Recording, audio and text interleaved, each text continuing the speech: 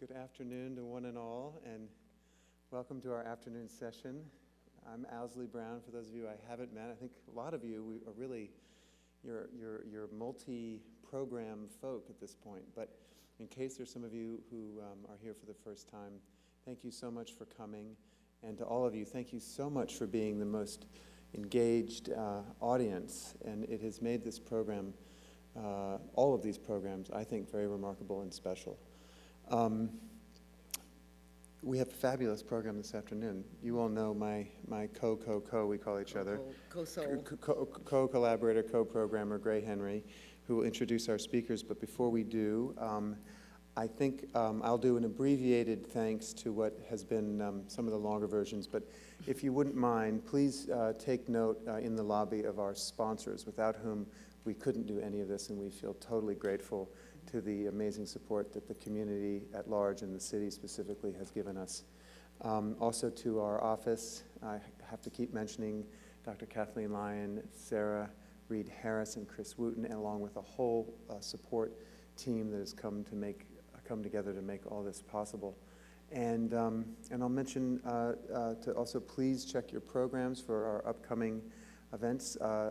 In some ways, sadly, only because it's been so special, we move across the street for tomorrow and the next day.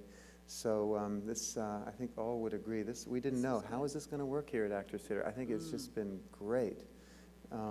So yay, actors.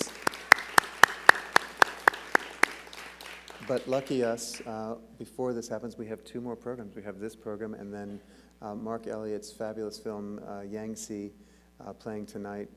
Which is unbelievable. Which is an unbelievable film, and it's amazing in that it connects once again on so many levels to Louisville, but also to the conversation that was happening prior, in that it is a story about the sort of Tibetan Buddhist structure of how teachers are recognized in a lineage of reincarnated teachers, and it follows the story and life of one young teacher for, I think, close to 17 years. Mark's maybe in the audience. And back as he grew up. Yeah, it's amazing. So please know at 7 p.m., tell your friends. That one actually probably will not be streaming on the internet, so you kind of have to come to see it.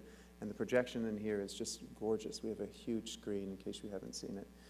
I think that pretty much covers the announcements. Again, I ask that we check our cell phones and make sure that they are turned off. And with that, I'll let you introduce our speakers, Greg. And also just to let you know, I mean, I'm actually falling in love with everyone I'm meeting and seeing. And each presentation and the people I'm meeting in the audience, it's like I'm starting a new life. And Alzy didn't mention, but everything by being streamlined.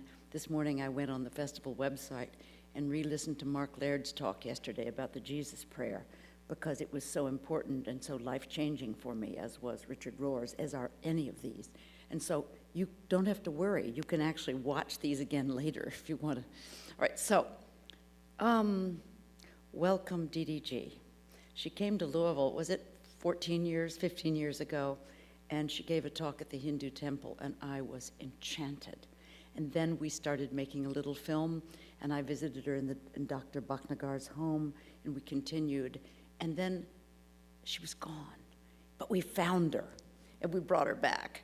And so then also Swami Atmarupananda has come all the way, imagine, all the way from Calcutta to be with us and to introduce her.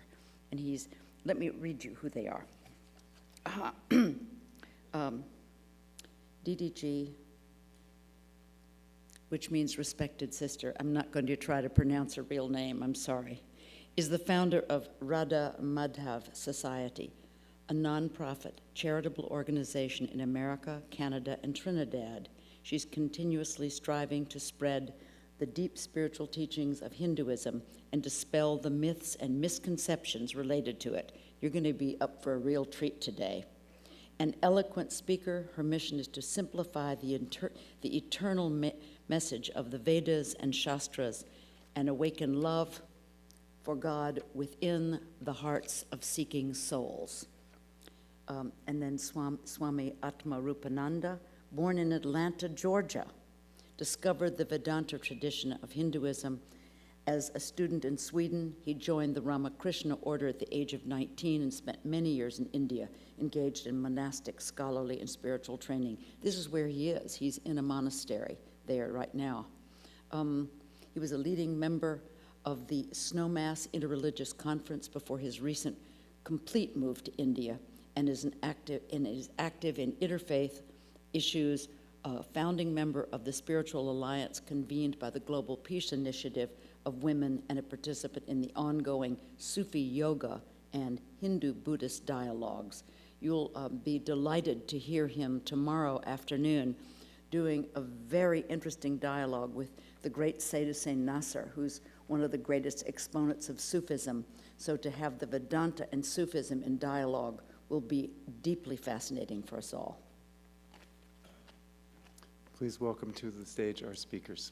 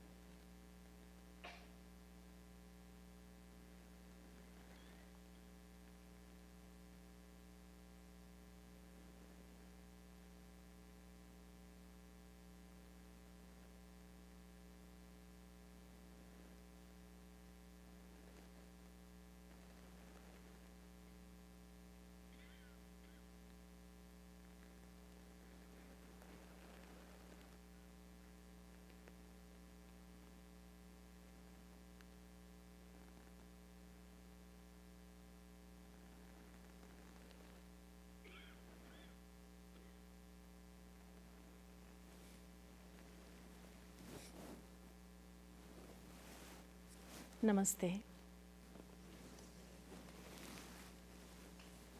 Fellow seekers,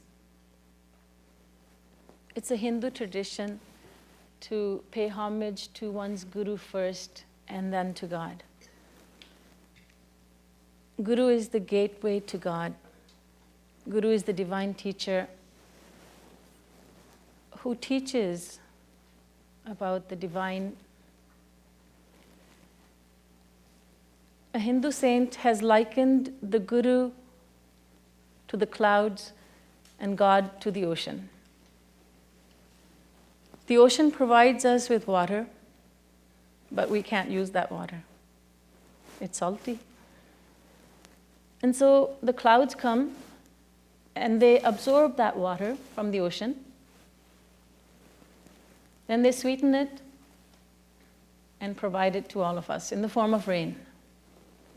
Now we can drink that water and we can use it for many purposes. No doubt we are grateful to the ocean, but we are even more grateful to the clouds. We are grateful to God, but even more grateful to the one who teaches us about God. Let's close our eyes in meditation as we pay homage to Guru and God. Dhyanamoolam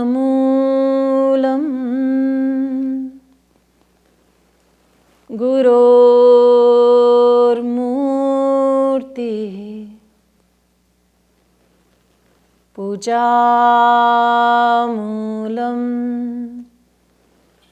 Guror Padam Mantramoolam गुरोर्वाक्यं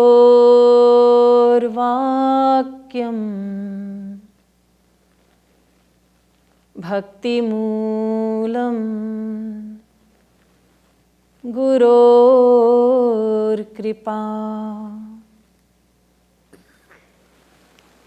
कस्तूरी तिलकं ललाटपटले वक्षस्थले कौस्तुभम् नासाग्रे वरमौक्तिकं करतले वेणुः करे कङ्कणम् सर्वाङ्गे हरिचन्दनं सुललितं कण्ठे च मुक्तावली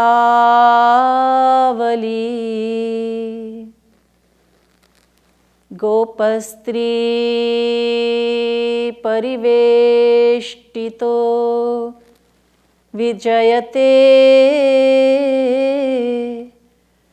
गोपालचूडामणि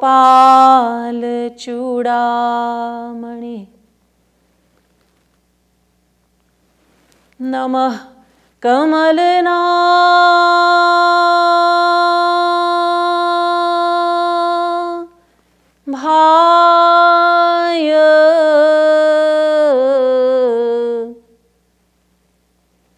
नमः कमलमालिने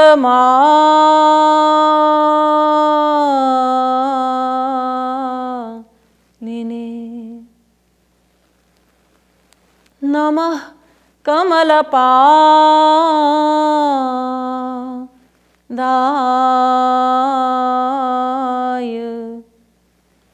नमस्ते कमलेक्षण यो ब्रह्माणं विदधाति पूर्वं यो वै वेदांश्च प्रहिणोति तस्मै तग्वं ह देवमात्मबुद्धिप्रकाशं मुमुक्षुर्वै शरणमहं प्रपद्ये।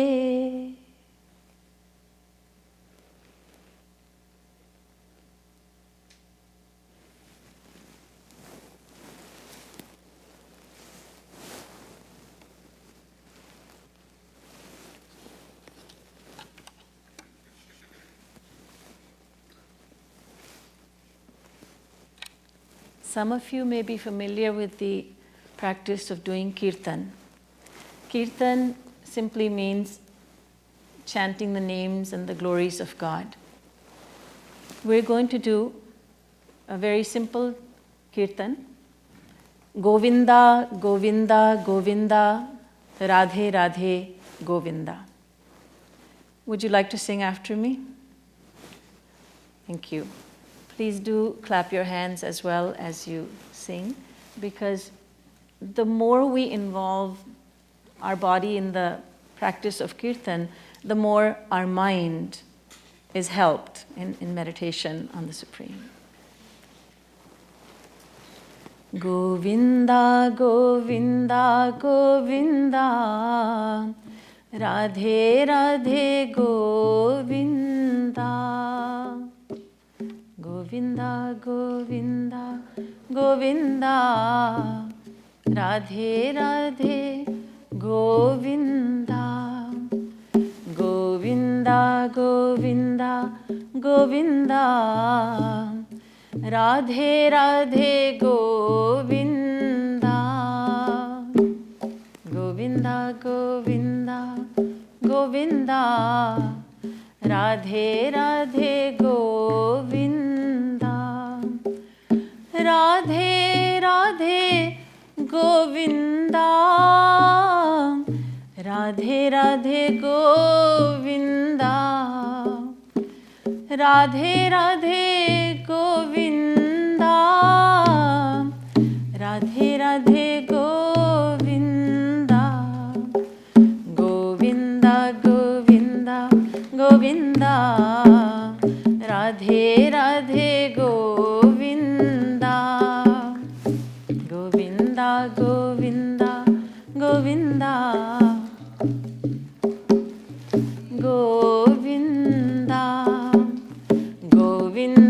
Govinda, Govinda, Radhe Radhe, Govinda, Govinda, Govinda, Govinda, Radhe Radhe, Govinda, Radhe Govinda, Radhe Govinda, Radhe Govinda, Radhe Govinda, Govinda, Govinda, Govinda, Radhe Radhe, Govinda, Govinda, Govinda, Govinda, Radhe Radhe, Govinda, Govinda, Govinda, Govinda, Radhe Radhe,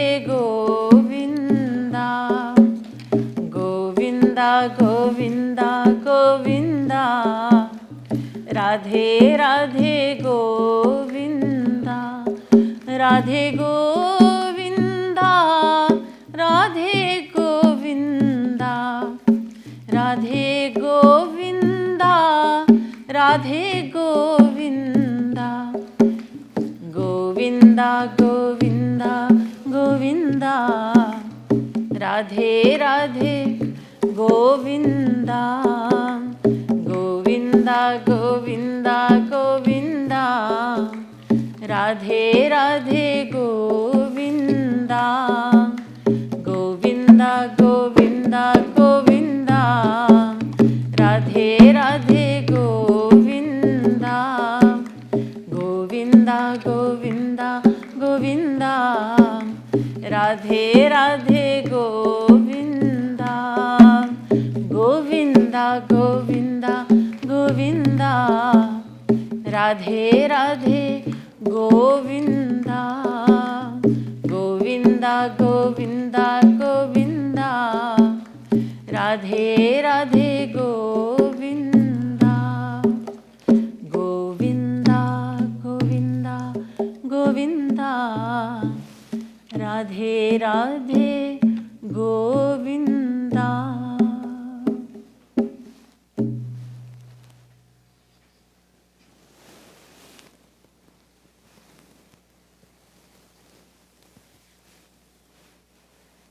Hindu scriptures say that by using words and sounds and music, you can engage the mind very effectively in meditation on the Supreme.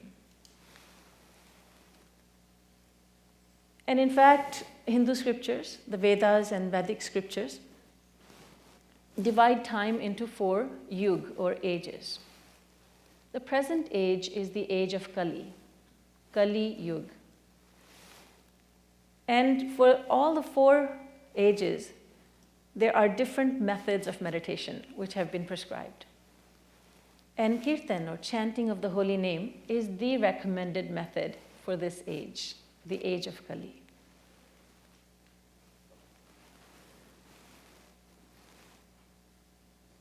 So I have been invited to speak about Hinduism and the Hindu perspective on compassion and silence.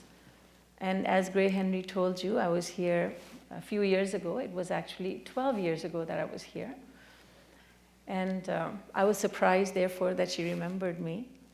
And I'm so grateful to be part of this wonderful festival. And I'm going to talk about it wherever I go.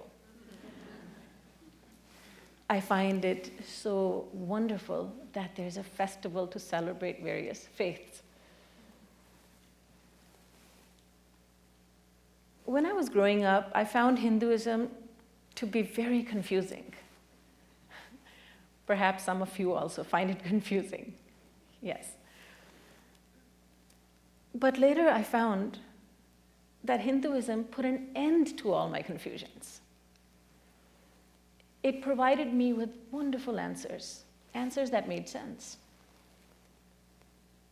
Answers which, when I received them, made me feel like I was just born, that I was alive for the very first time. And I credit my spiritual master, my guru. I give him full credit. You see, before he came into my life, I was actively seeking a guru. I was praying to God in my mind, whoever you are, wherever you are, please hear me. I need someone to come and teach me about you. And I want someone who can teach me methodically. I need someone who won't tell me to go read books. I want someone to come in and give me answers.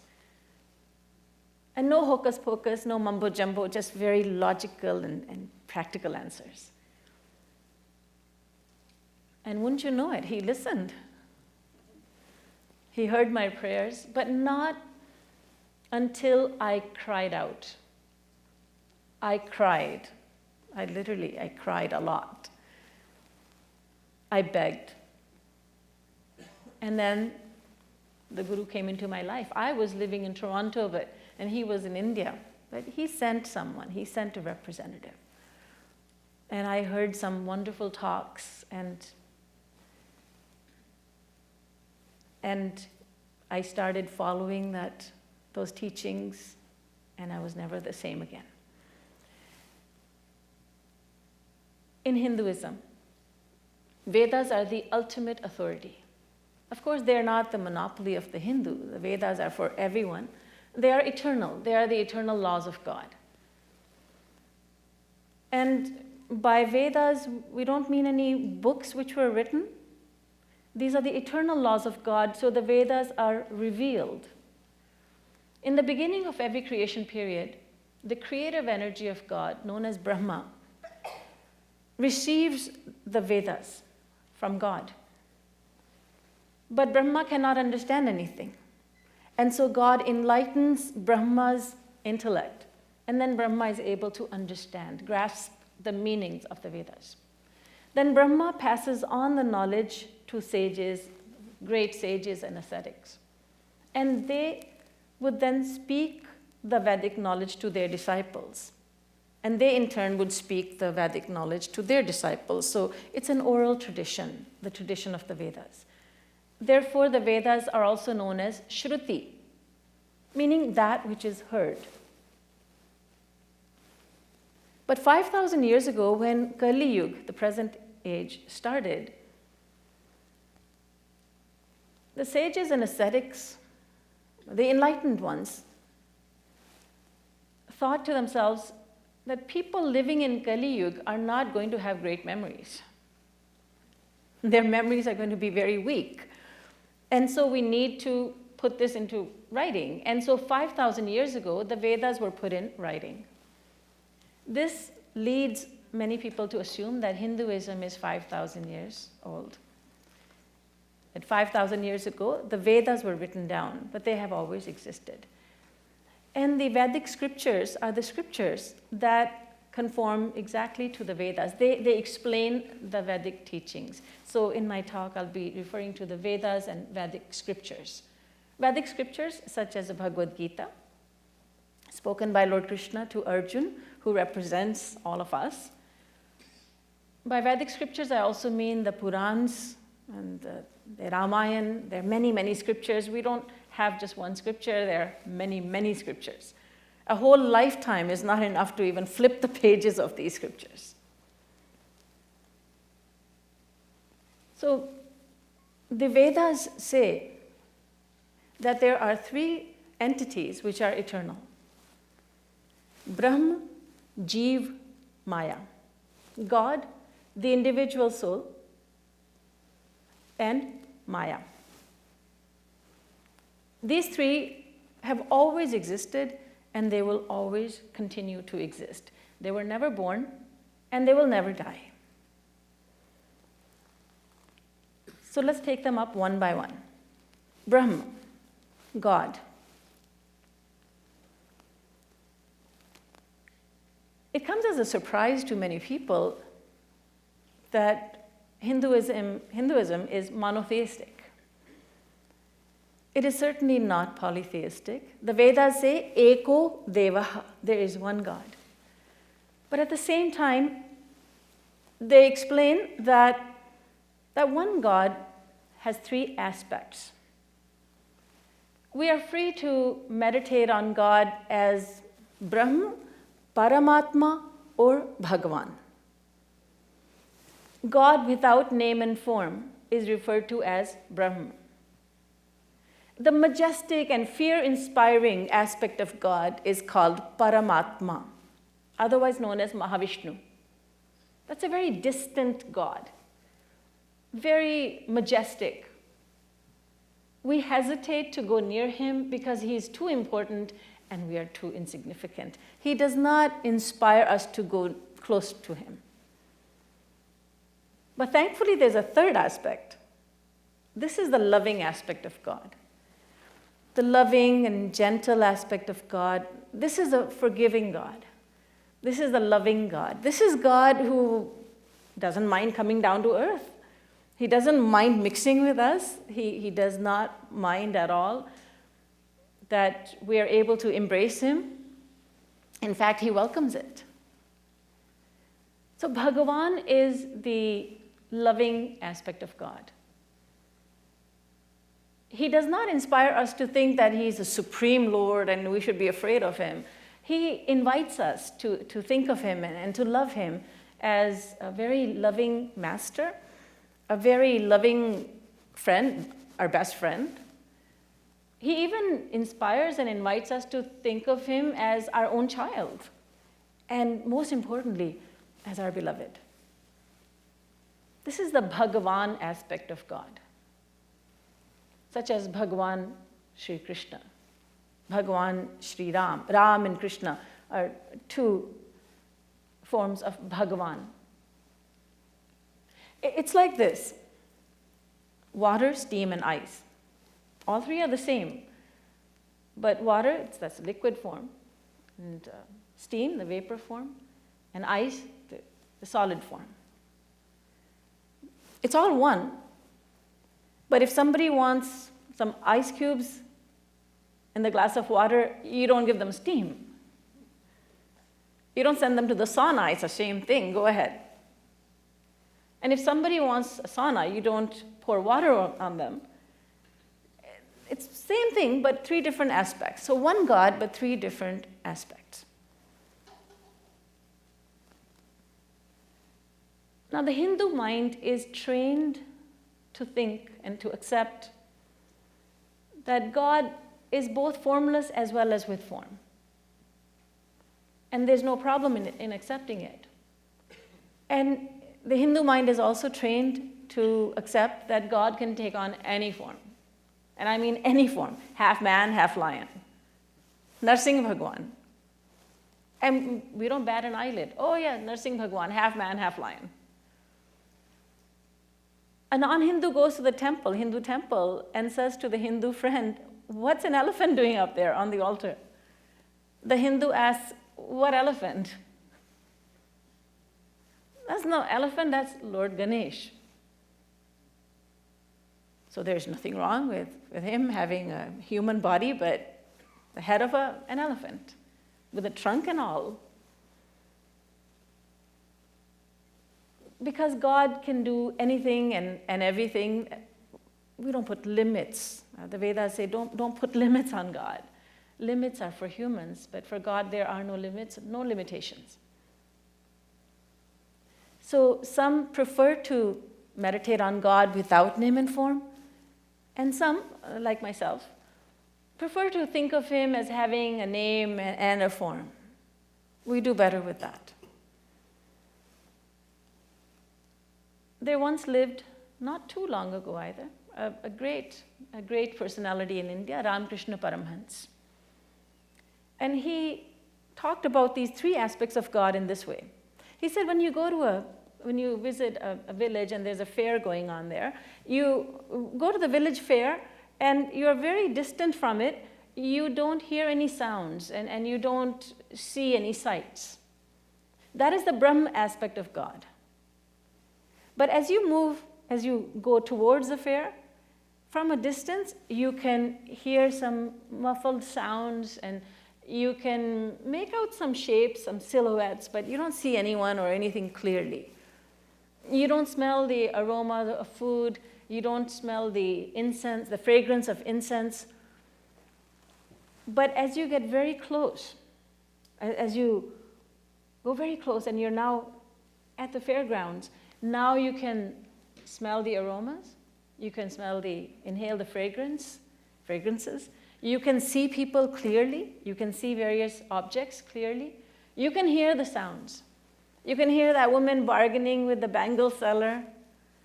You can see that child begging the parents for that toy or that sweet. So when you're very distant, you couldn't see anything, you couldn't hear anything, that represents the Brahma aspect of God, the nameless and formless. And as you get closer, you can hear some sounds, but not very clearly. That is the Paramatma aspect of God. But when you can see everything and everyone very clearly, and you can hear the sounds very clearly, that is the Bhagwan aspect of God.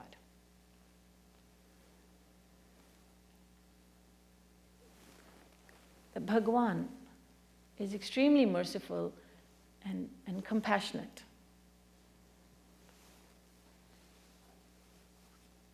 We should not become afraid of him, because where there is fear, there is no love. He is compassionate. There's no need to fear him, say the Vedas and Vedic scriptures. Where there's fear, there is no love, and where there's love, there's no fear. There was a woman walking down the street. She was taking a morning walk, and she saw a dog following her. The dog started to bark, and she became very afraid, and she knocked at a stranger's door and asked for help. May I come inside? There's a dog out there, and I'm afraid it may bite me. She's afraid of the dog. One day she's in the marketplace with her son, a child, 4-year-old child, and out of nowhere a lion appears and heads straight to her child. The lion grabs hold of her child, and now this woman is doing battle with a lion. She is battling with a lion, and she was afraid of the dog. She's not afraid of the lion, because where there's love, there is no fear. And where there's fear, there is no love.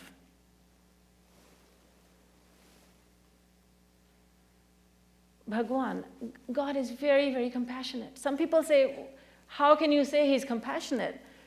There are so many atrocities being committed in the world, so many acts of terrorism. Where is God when all of this is going on? Does he not see all this? Does he not care?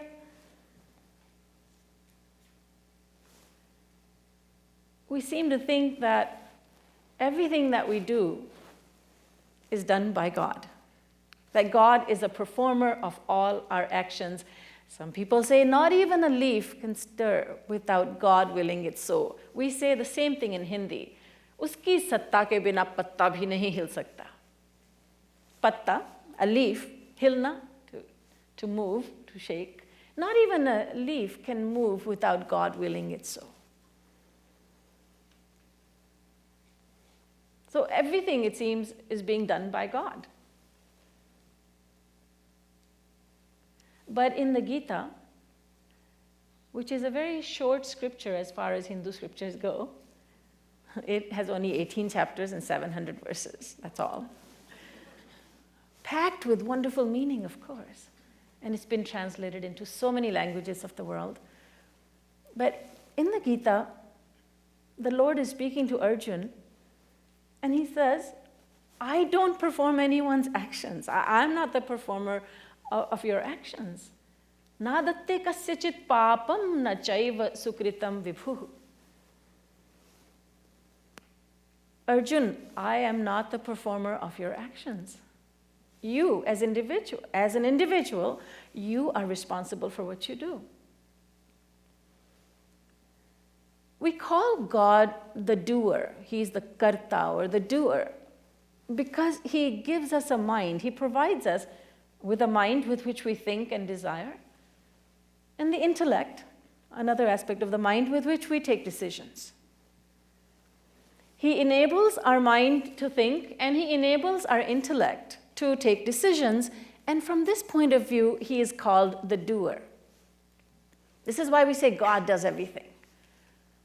You see, I'm not doing anything, it's he's doing it. But only someone who has completely given himself to God. It's only the surrendered soul who can say that God is doing everything for me. I am not doing anything. Because he has given the authority, full authority to God, and now God is doing everything for him. God has taken over. But as long as we have not surrendered to God, we are the doers. God is a silent witness. The Vedas say, Eko Devaha, there's one God, Sarva Bhuteshu Gudaha, who pervades, who is present within every creature's heart. Sarva Vyapi, he's omnipresent. And he's Sakshi, he's the eternal witness. So he gives us the ability to perform actions, but what exactly are we going to do? That does not depend on God, it depends on the individual. You see, if God were the doer, if he were the performer of all our actions, then why would he give us his rules and regulations? Why are there the commandments? Why are there do's and don'ts in the scriptures of every religion? The Vedas say, Satyam vad, God says, speak the truth. There's a commandment. Dharman char, always abide by righteousness.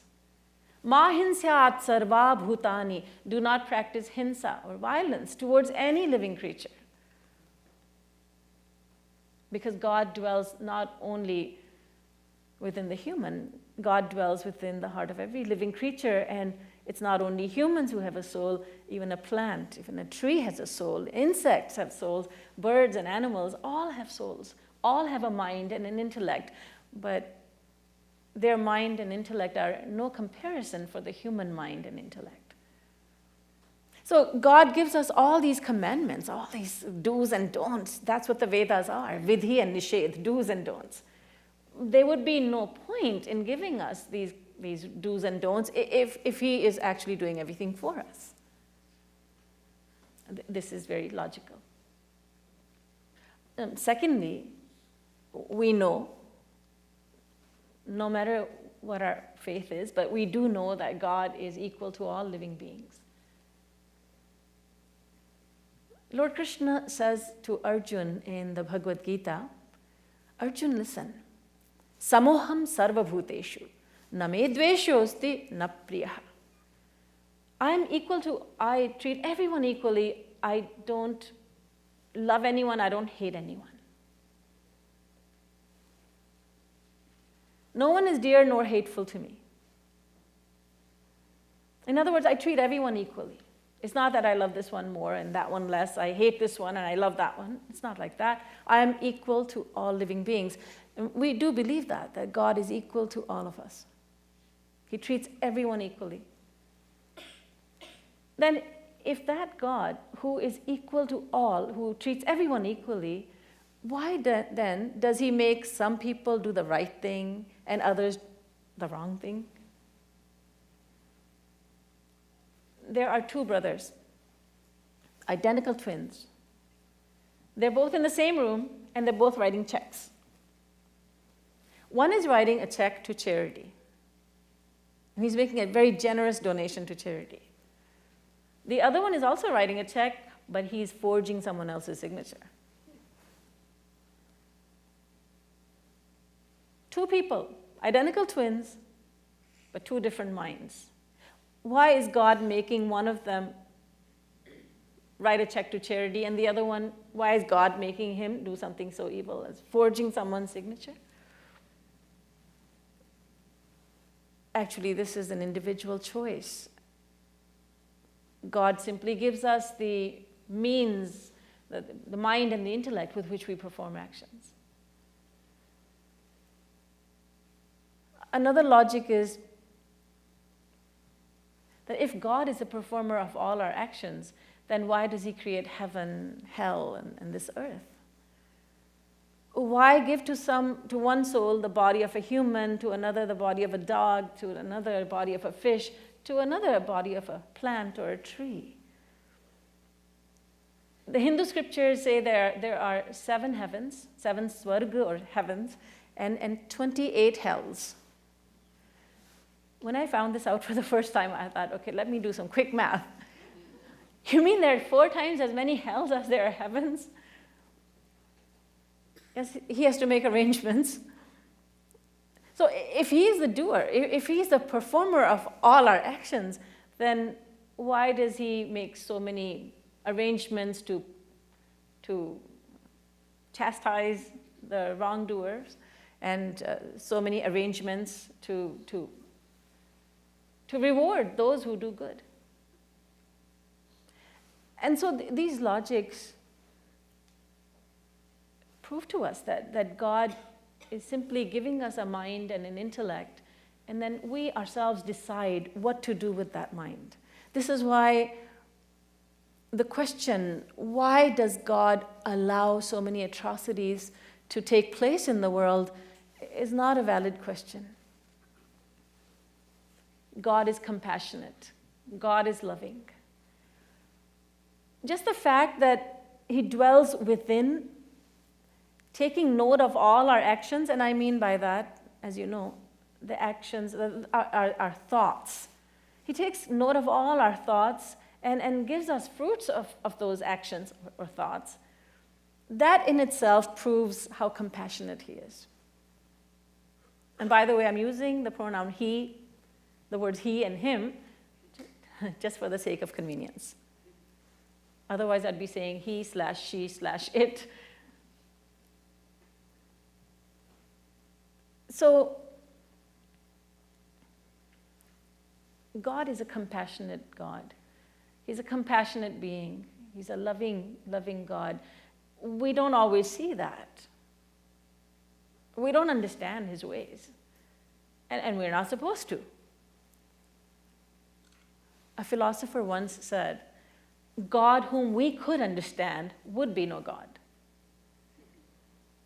And that's a very, very deep statement. What he means, of course, is that if we could use our material mind and intellect to understand God, then our mind and intellect would become God, and God would become subservient to the mind and the intellect. Our mind and intellect would then have to be called God, and God would have to get some other name. Our mind is material, and we can understand some things about God, but some things cannot be understood using our material mind. They will be understood later. But just as we learned ABC and 1, 2, 3 by trusting the teacher, in the same way, we will learn about God by trusting the divine teacher, the Guru. His ways are incomprehensible to us.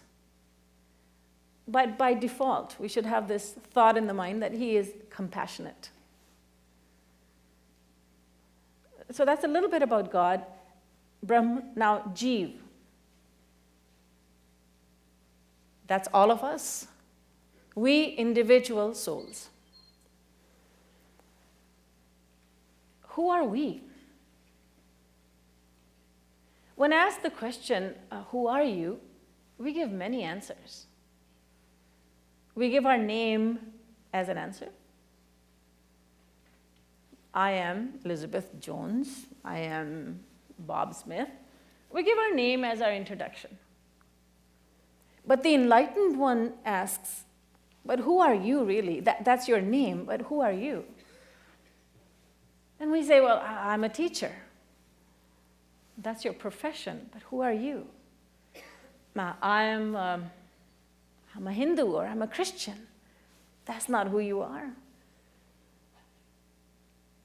I'm a man or I'm a woman. That's your gender. I'm a human. That's your species. Who are you?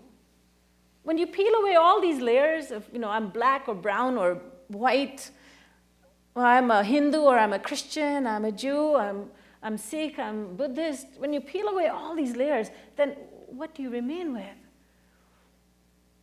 And then we say, oh yes, I read somewhere that I am the soul. I am the Atma. I'm the Jivatma. I am the individual soul. That is who I am. I am the spirit soul. That is who we are. You see, God has countless energies, countless powers, but two are his main ones. One is Jiv, the other is Maya. And Jiv is the superior energy of God. So who are we? Who am I? I am an energy of God. I am the spirit soul. I am a fraction of God. Mind you, not a fragment. I'm a fraction of God. I'm a part and parcel of God. That is who I am. The soul has no religion. The soul has no color, no gender. The soul has no height, no weight. The soul does not ever change. The body goes through so many changes. There are 6 conditions that the body goes through. Asti jayate vardhate viparinamate apakshiyate vinashyati. Asti means this body exists. It is. Jayate, it is born. Vardhate, it grows. Viparinamate, it goes through changes.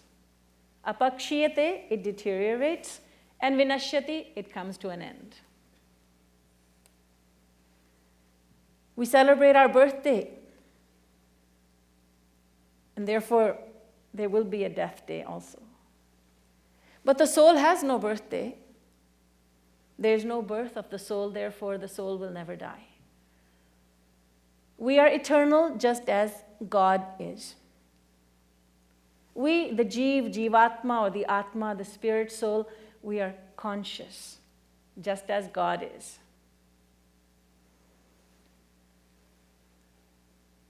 The Jiv, the Vedas explain many things about the spirit soul. What is the size of the soul? That's a question we have.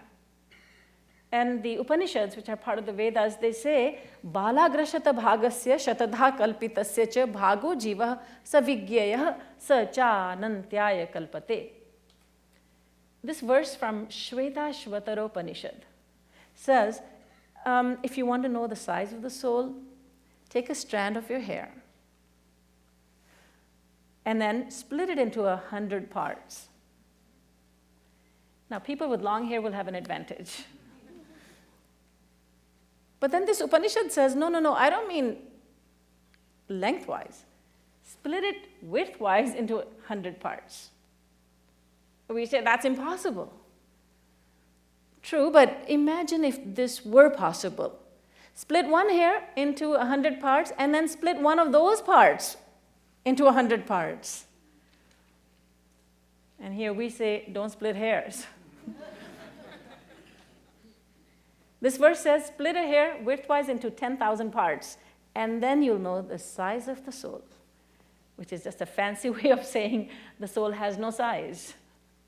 It's subtle. It's so small that nothing is smaller. It's smaller than an atom, a proton, a neutron. It is the smallest thing imaginable.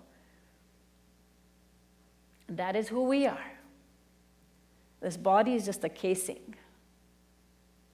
We are something inside of this. And Lord Krishna puts it so beautifully in the Gita. His words have been recorded in the Gita, which is part of a much larger scripture called the Mahabharata, which has 100,000 verses. The Gita is just a little part of the Mahabharata. And Lord Krishna says in the 2nd chapter of the Gita, and I do like to recite Sanskrit verses, so please bear with me. Vasansi jirnani yatha vihaya navani grihnati naro parani tatha sharirani vihaya jirna nyanyani sanyati navani dehi. The Lord says, O Arjun, just as an individual casts off old and soiled garments, in the same way the spirit soul casts off one body in favor of another. The only difference is that we take off the clothes which are soiled or they are smelly or very old. But a soul may discard not just an old body which is ravaged by disease, but it can cast off even a very young body, a healthy body. That is the only difference. Other than that, just as we change clothes, we take off one set of clothing and we put on new garments. In the same way, the spirit soul discards one body and takes on another. And the soul is so minute that it cannot be seen.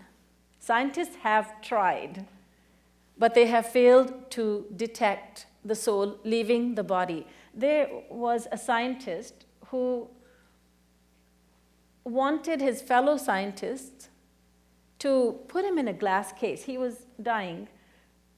So he was placed in a glass case, and that case was sealed. It was airtight.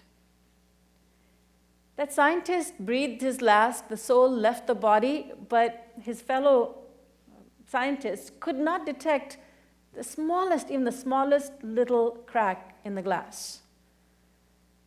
Where did the soul leave from? They could not tell.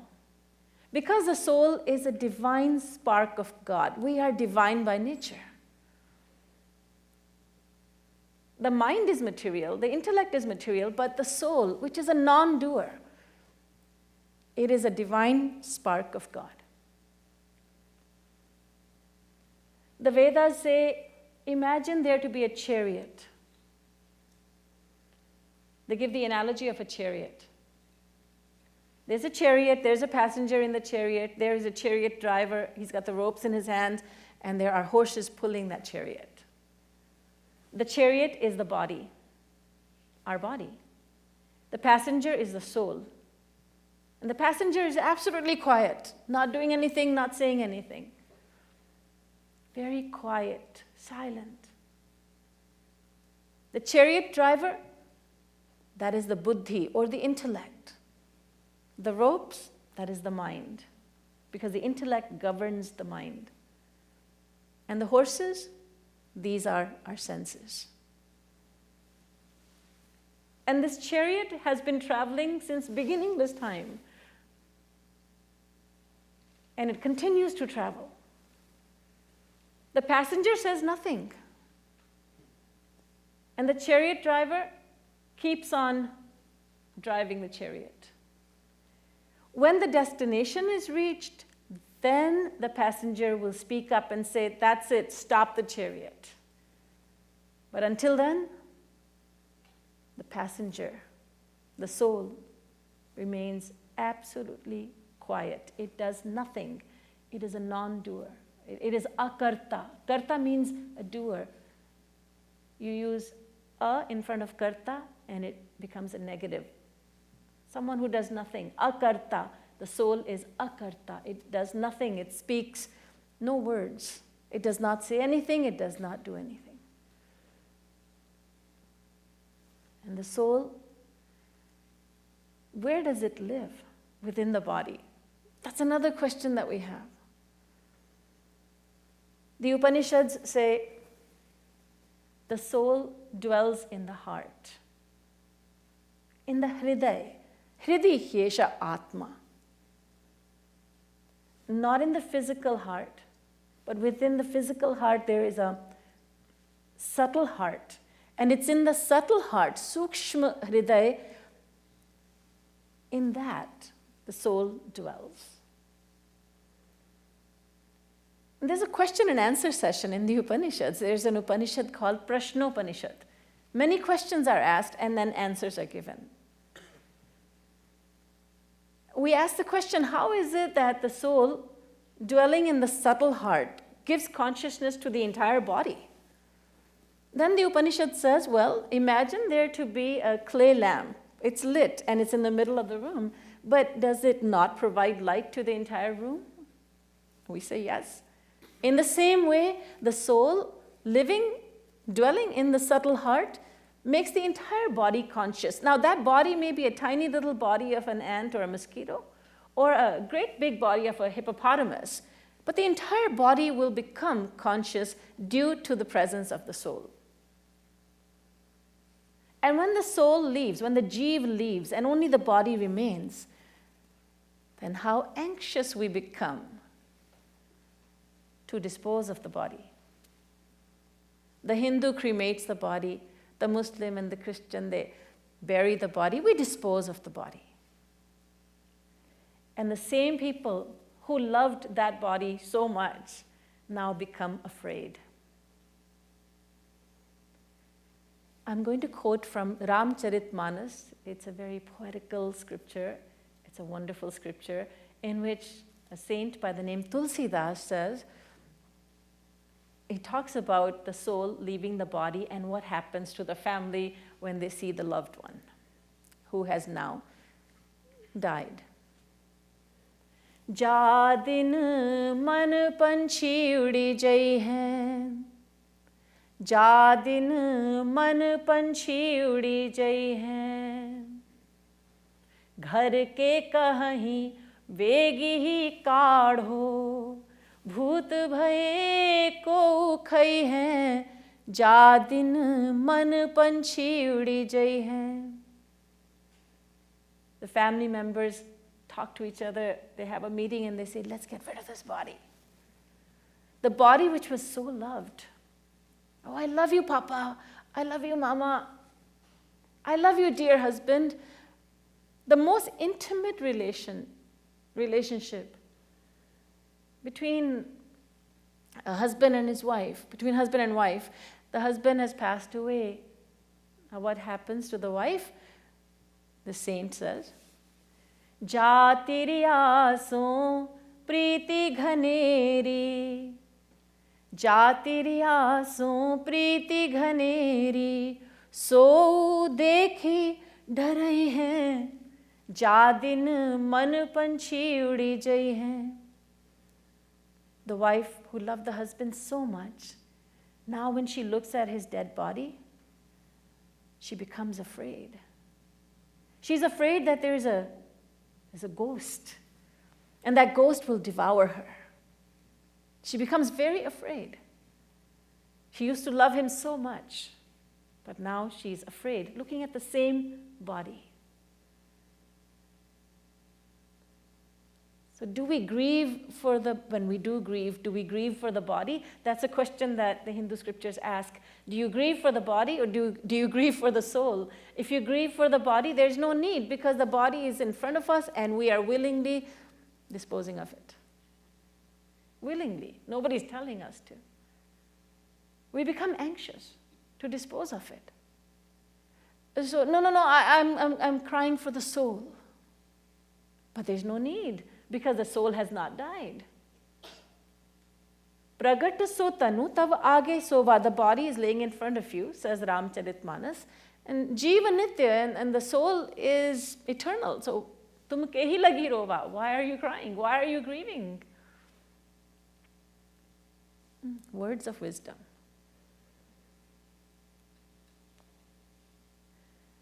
So we are the jiva, or the atma, the individual souls, and there are countless souls.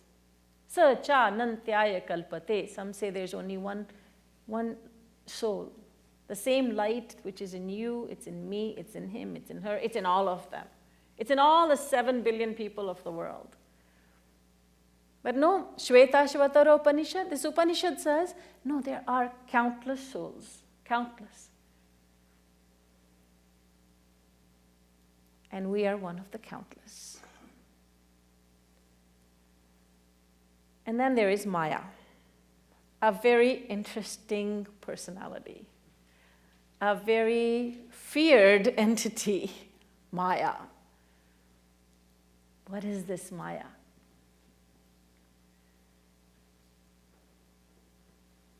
Maya is the inferior energy of God. But don't underestimate its power. It becomes very, very powerful when it receives its power from God. And there are two aspects of Maya. Now, God has three aspects, Brahma, Paramatma, and Bhagavan. And Maya has two aspects, the intelligent aspect, Vidya Maya, and the ignorant aspect, the Avidya Maya. Vidya Maya, or the intelligent aspect of Maya, creates countless universes. And Avidya Maya, the ignorant aspect of Maya, it rules over our mind. It makes us forget who we are. We have forgotten our true nature. Our true nature as a soul, child of God. I am divine by nature. We have forgotten it because Maya is ruling our mind.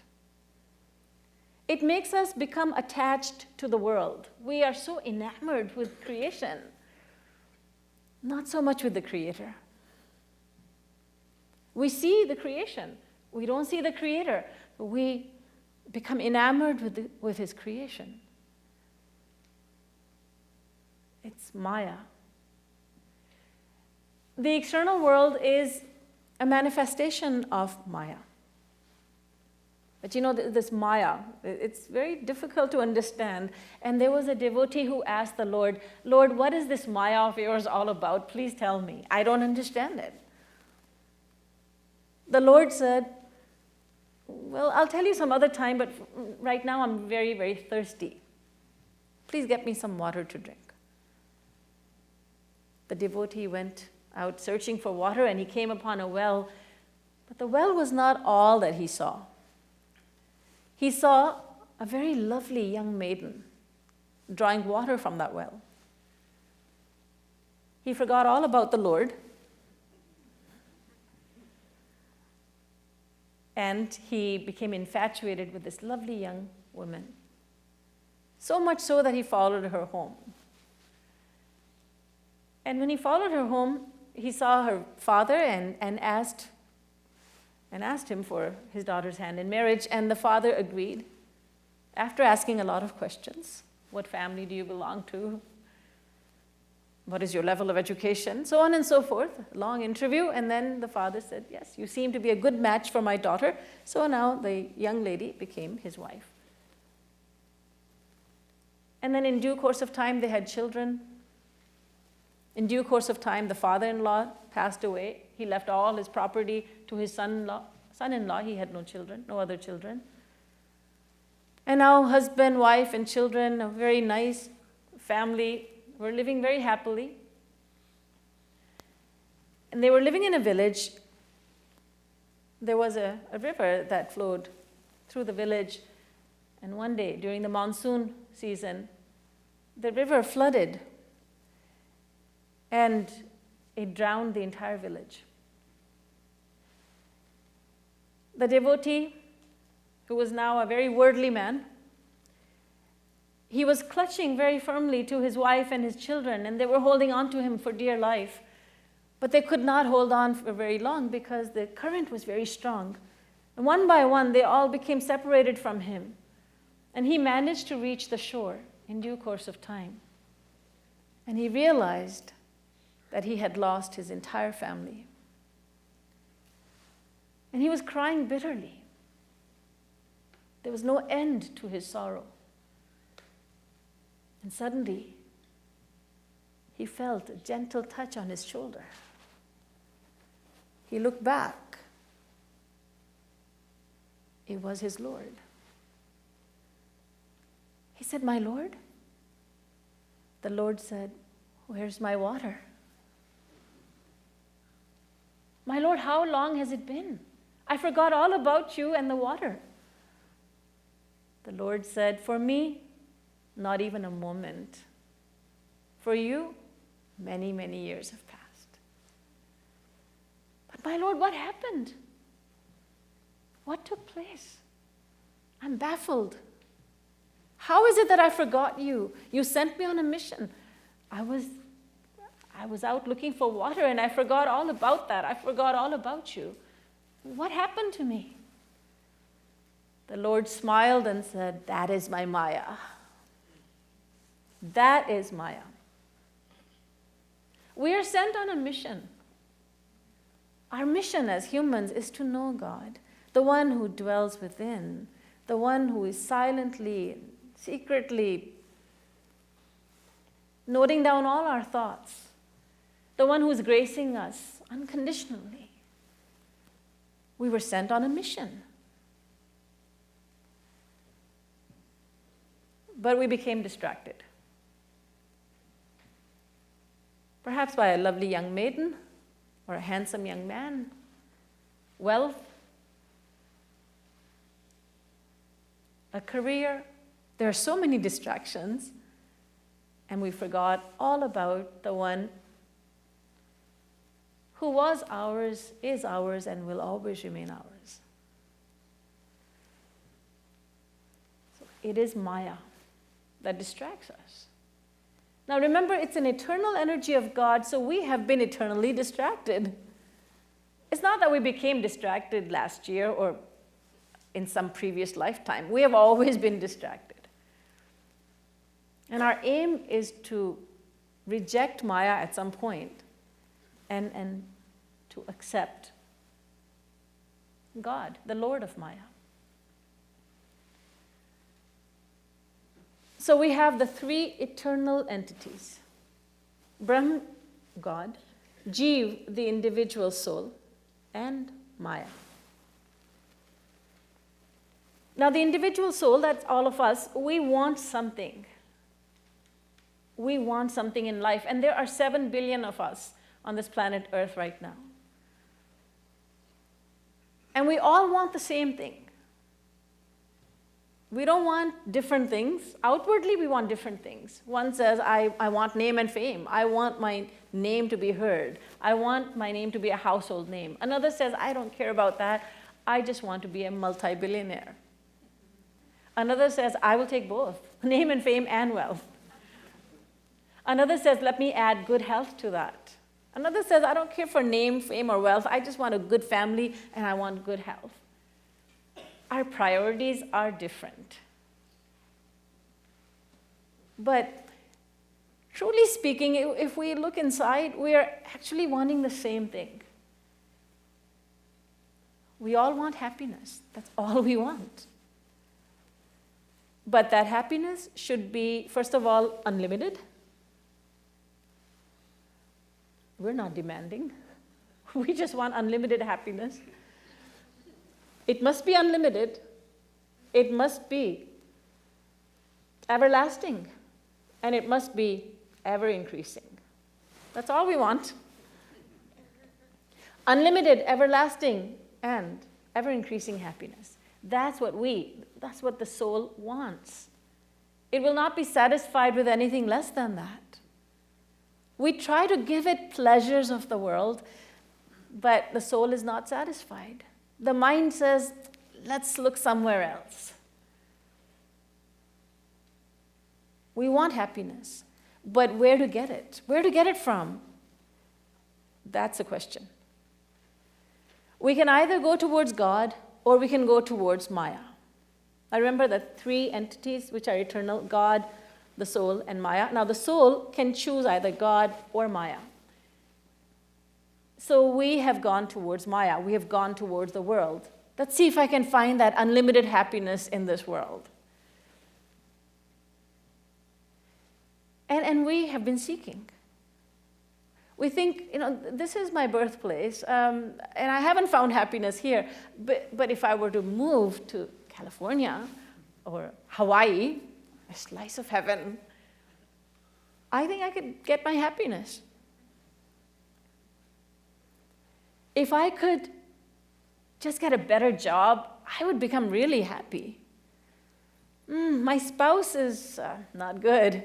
if I could just have, if I could get a better wife or a better husband, I'd be really happy. If only I could, if I had a little bit more, if I had a little bit more. In Hindi, we call it 99 ka chakkar, the cycle of 99. Every person is thinking, I just have 99. If I could get one more and make it into 100, I'd be really happy. But when we get that one more, then we think, still, I have 99. If I had just one more, I'd be really happy. And we never seem to have enough. We are always wanting something more. A person who gets only $20 a day, he's a panhandler, he thinks, life is tough. I only get about $20 a day. Someone who's making $200 a day says, times are tough. I just can't seem to manage. Someone who's getting $2,000 a day says, times are tough. Someone who's making $20,000 a day thinks, I don't have enough. We just never seem to have enough. The more we have, the more we want. We want so much because we taste this happiness, this pleasure of the world, and we say, it's good, but it didn't last. So I want something else, and we look for something else. We look for someone else. We're looking for objects, we're looking for people, we're looking to go to places that will give us happiness. Remember, the Atma, the Jeev, the soul is silent, but it's the mind doing all the work now. The mind is the doer. It's the only doer that we have, the mind. So the mind is thinking, now let me think. All right, I think if I were to go there, I'd become happy. If I could see the Great Wall of China, I think that would add excitement to my life. I'd become really happy. We go to various places. There was a very well-known singer, and I was reading about her, and she had said that once she and her husband, they went on their honeymoon to Bora Bora, very exciting place. She said, when I got there, it was very exciting for a couple of days. But after that, I started writing letters, postcards back home to my family back home, and what I was writing is, Bora Bora is boring, boring. Now, with my luck, there'll be somebody from Bora Bora in the audience. I hope not.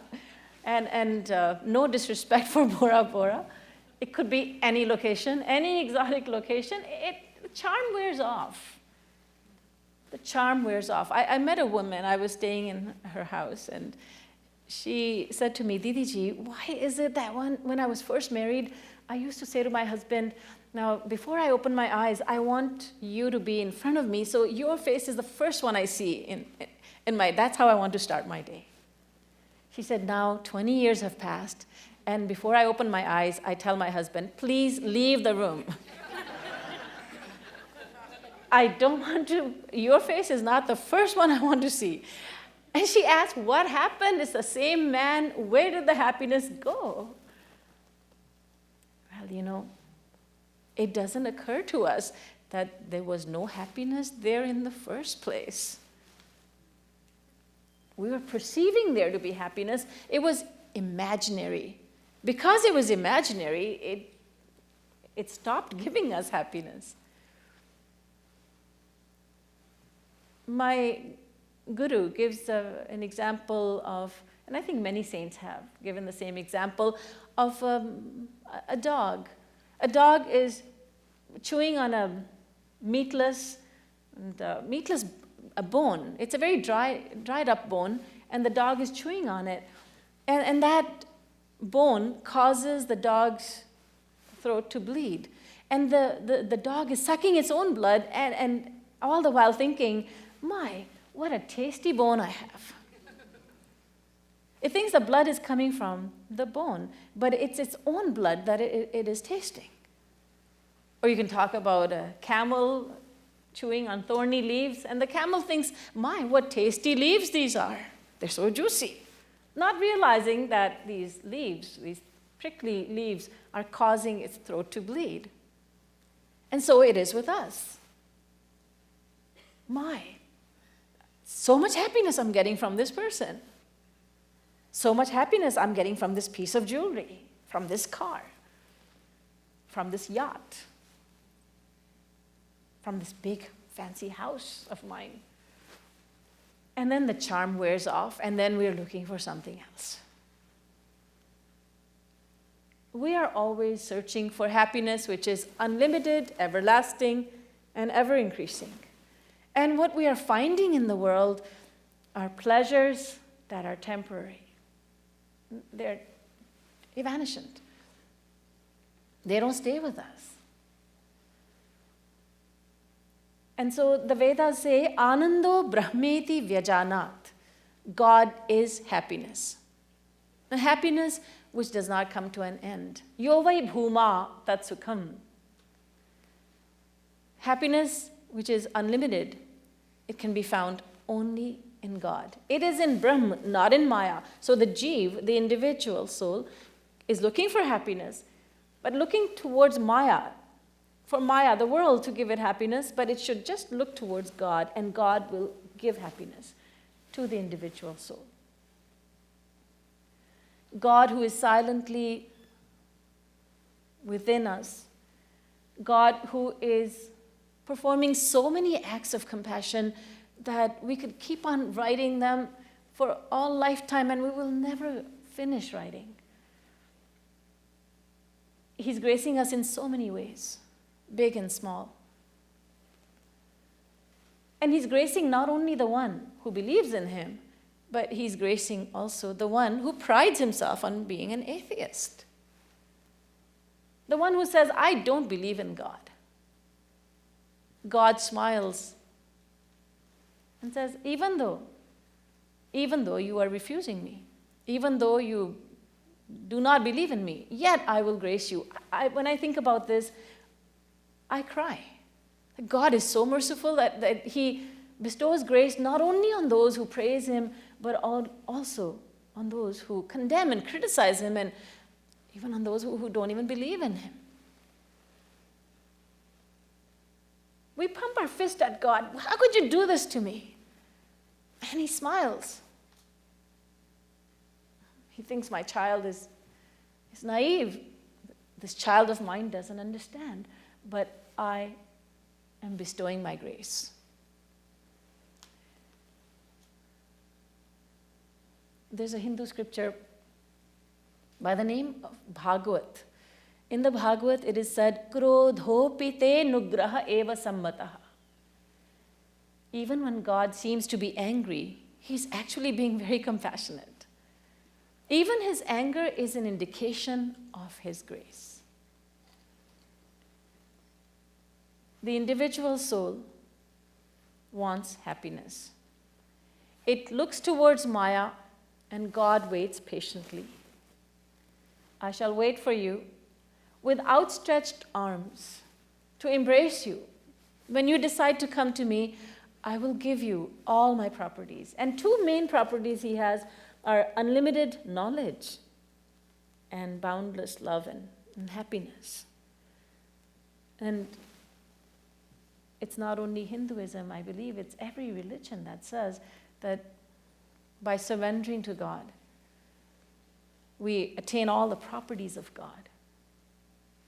And we are all in love with godly properties, are we not? We all love compassion. Why is that? Because compassion is a godly quality. We all love the truth, even though we tell lies to others. We become offended when somebody lies to us. We say, how could you lie to me? Because you see, the truth is very dear to me. Yes, I tell you lies, but I want you to tell me the truth because truth is dear to me. We love truth. We love gentleness. We love innocence. This is why we gravitate towards children, little babies especially, because they are so innocent. They have not been corrupted yet. Little children, they bear no malice. They don't know what pride is. They don't take offense. They're very truthful. And how a child surrenders to its mother. Now, I travel throughout the year, and when someone asks me, where is your home? Little children especially, Didi Ji, where do you live? And where's your home? I say that you have one home, but I have many throughout the world. So when I was visiting one of my homes, my host told me a very interesting story that I'd like to share with you. So this mother told her daughter, look, we are going to India. It's your first time going back to our homeland, homeland for the mother. We're going to India, and she was coaching her child how to behave and how not to behave. She said, we'll go to many relatives' homes, and you're not to demand anything. Don't demand anything. Don't say, may I have ice cream, may I have cookies, because they may not have any. So don't embarrass anyone. And even when you're offered something, just say, no, thank you, Auntie, I'm not hungry. And the little girl asked, but Mommy, can I never accept anything? What if I'm offered the second time? The mother said, no, even the second time you're offered something, just say, no, Auntie, I'm not hungry. Thank you very much. But now a third time, if you're offered something third time, then you can go ahead. All right, accept it. So the little child remembered this, and when they went to India, they were invited to many households. And at one point, the hostess, she asked the little girl, Beta, child, would you like some ice cream? The child remembered. She said, no, thank you, Auntie, I'm not hungry. Of course she was, and even if she wasn't hungry, she wanted that ice cream badly. But she was surrendered to her mother and said, remembering the words of her mother, she said, no, thank you, Auntie, I don't want any. So she was asked again. That's an Indian custom. You ask again and again and again until the guest eats. Because if you don't eat, if you're a guest and you don't eat, the host feels very badly. How is it that you have not eaten anything? So she asked again, would you like some ice cream? The little girl said, no, thank you, Auntie, I don't want any. But this hostess decided not to ask third time. So she turned away. The little girl panicked and she said, Auntie, ask me a third time and I'll say yes. The innocence of a child, how surrendered a child becomes. We love the qualities of children because they remind us of God. We are absolutely in love with God and godly qualities. Now, we can see that we are in love with godly qualities, but we don't really truly realize, we may not realize that we are truly in love with God. You see, the Vedas say God is happiness. Now, we are in love with happiness. Each and every action of ours is performed with only one purpose in mind, and that is, I want happiness. So I eat, because I think by eating, I will be made happy. Sometimes I push the plate of food away because I think by fasting I can become happy. Sometimes I talk to you, I talk to people because I think by talking I can be happy. And sometimes I remain quiet because I think by being quiet I'll be happy. I go to sleep at night because I think by sleeping I'll become happy. And then I wake up in the morning because then I think by waking up perhaps I can become happy. Two people get married. Why? Because they want happiness. He wants happiness from her. She wants happiness from him. Fast forward 5 years. The same couple is getting a divorce. They're getting a divorce. And so you ask them, don't you want your happiness anymore? 5 years ago when you were getting married, I had asked you, why are you marrying her? You had said, because she's going to make me happy. And you had said, because he is going to make me happy. So did you stop looking for happiness? Is that why you're getting a divorce? No. We are getting a divorce because we want to be happy. That's why. Earlier it was, I can't live without you. Now it is, I can't stand the sight of you. So, or maybe it's an amicable divorce, hopefully. So now, the same two people who got married, they were getting married for the sake of happiness, but they're getting a divorce for the very same reason.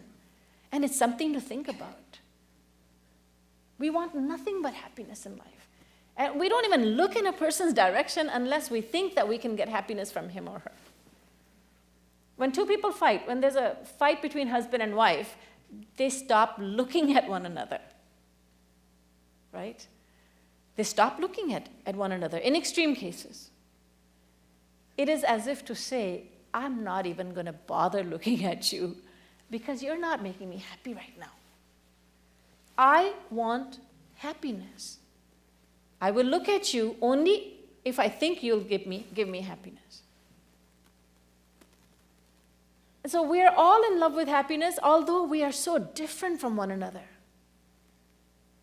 We are so different. We are such individuals. We look different from one another. We think differently from one another. Our body, the color of our body is different. We have different hair color, different color of our eyes. We follow different religions. But we have something wonderful in common. And that is that all of us, without exception, not only humans, but all creatures, all living beings are only looking for happiness. And there's got to be a good reason behind this. And there is. We are all part and parcel of God. And God has countless names. Brahma, Paramatma, Bhagavan, Ishwar, Allah, Khuda, Ahur Mazd, Niranjan, Shunya, Sat Shri Akal, Ahur Mazd. There are countless names of God. Anantanama Rupaya Vishnave. In fact, the Vedas say that all the sounds are actually names of God. So, Ka, Kha, A, B, C, D, all are names of God, without exception. And there are countless forms of God, countless names of God, but that one God, who's the same for all of us, whether we call him Ishwar or Paramatma or God or Ahur Mazd or Allah or Khuda, we are children of that one God. And that God has unlimited names, and one of those names is Anand. Happiness. Unlimited, everlasting, and ever-increasing happiness. That is who God is. And we, the souls, we are gravitating towards happiness. We are always moving, we want to be moving towards happiness because we are children of God, and we cannot help but look for happiness. We can't go against our nature. The search for happiness is an inborn desire in all of us, without exception. And that is because we belong to God, and God is the only one who belongs to us. When all is said and done, the one who is sitting silently within, gracing us at all times, without our even realizing it, he's the one we want. Because he's the one, the only one, who can fulfill our eternal desire, the desire to be truly happy. Happy in such a way that no one can rob us of that happiness once we attain it. No one can snatch it away from us. No one can steal it from us. That happiness will never decrease with the passage of time. We're looking in the world, and when we eat our favorite food, we become very happy. But that happiness decreases with every passing moment, doesn't it? That new car gives us so much happiness. A man who buys a new car gets up in the middle of the night, goes to the garage, and looks adoringly at that car. You are my sweetheart. He gets so much happiness by looking at the car. But over the passage of time, that romance diminishes. He's not so much in love with that car because reality sets in. It was too expensive for him. The payments are killing him. He's afraid that somebody might put a dent on it. There are so many problems now. And now he's looking to sell it. we are looking towards the world to make us happy. And our search for happiness becomes quite intense on the weekends.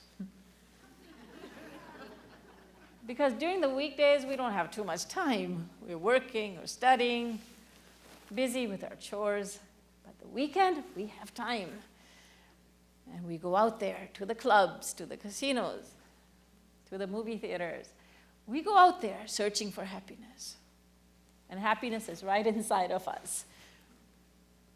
There's a saint who has said, I look at the people of the world and they're looking outside for happiness, not realizing that happiness is right inside of them. And he says it's quite like a fish living in water and yet dying of thirst. Pani vich meen piyasi, mohi dekhat avat hasi. He says, I laugh when I see a fish dying of thirst in the water. The water is there, drink it. In the same way, he says, people of this world, and that would be all of us, we're looking for happiness, and that's a wonderful thing, but we are searching for it in all the wrong places. We're searching for it in the world. We're searching for it in Maya. And happiness, all the while, having happiness right inside of us, God dwells within every creature. I remember what Father Rohr had said. I believe it was Catechism number 14?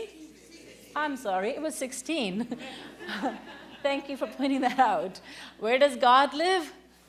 God lives everywhere. He lives everywhere. He lives in our heart also. So he's living right inside of us, and he has manifested this wonderful creation because this world is necessary for the sake of the body. Our body needs the world. We need food for the sake of the body. Our body needs air, water, sunshine, food stuff. Our body needs shelter. Our body needs clothing. Our body needs the world. But the soul is not satisfied with the world.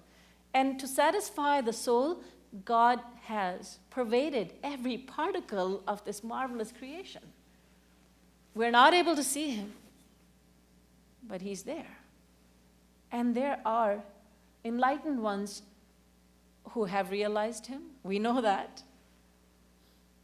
They tell us that God exists in every particle of creation. Some 5,000 years ago, there lived some illiterate women, and they're collectively known as the gopis. They were milk maidens living in rural India. And Lord Krishna had descended to earth in their village. And these women folk, they're known as the greatest devotees of all time, and they were illiterate. They would say, we see Krishna, we see God. Krishna simply means God who is all attractive. Krishna is not some personality that we're not familiar with. It simply means God who is all attractive. The very word Krishna means the one who attracts forcibly, and who can be more attractive than God. So they were all in love with Krishna. They were all in love with the Lord. And the gopis would say, Bhatan me, ghatan me, bithin me, bagan me, wherever I go, I see God, I see Krishna. Wherever I go. The Vedas say, Sarvam Khalvidam Brahma. God is everywhere. Siya Ramamaya Sab Jag Jani, says Ramcharitmanas. God dwells everywhere. So God has pervaded every particle of the universe for the sake of the soul, for our sake. But for the body, he has manifested, he has revealed this marvelous creation. Mukhyam tasya hi karunyam. The scriptures say, the Vedic scriptures say that God created this world because he is compassionate, because he is loving, he is kind, he is merciful. That is why he created this world. We must look very closely for God who lives right inside of us. For he is the all-compassionate, all-merciful Lord. And he is our goal, he is our ultimate destination. When we move away, when we take a break from the world, from all the noise and all the activities of the world, and we retreat in silence, then he speaks to us. This is why remaining silent, observing silence, is such an important concept in spirituality. In Sanskrit, it is called maunam. Maunavrat means a vow of silence.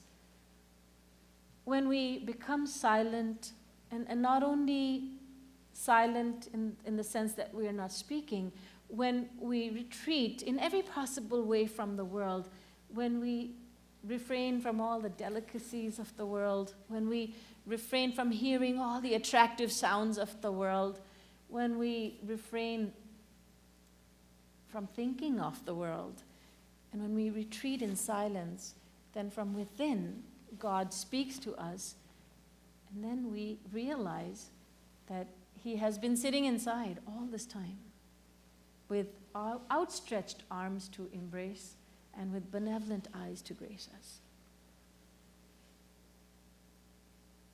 And then, by loving him, by shedding tears of love for him, we force him to come to us. Shedding tears of love for God is a very important part of devotion in Hinduism. There was a wonderful female saint by the name Meera, and she had said, and I'd like to quote her, "Ansuvan jal sinch sinch prem bel boi, ab to bel phail gayi, anand phal hoi." She says, "I have nurtured the vine of love for my Lord with the water of my tears. And now there is a very sweet fruit growing on this vine, which is the fruit of Anand, or unlimited, everlasting, and ever-increasing happiness."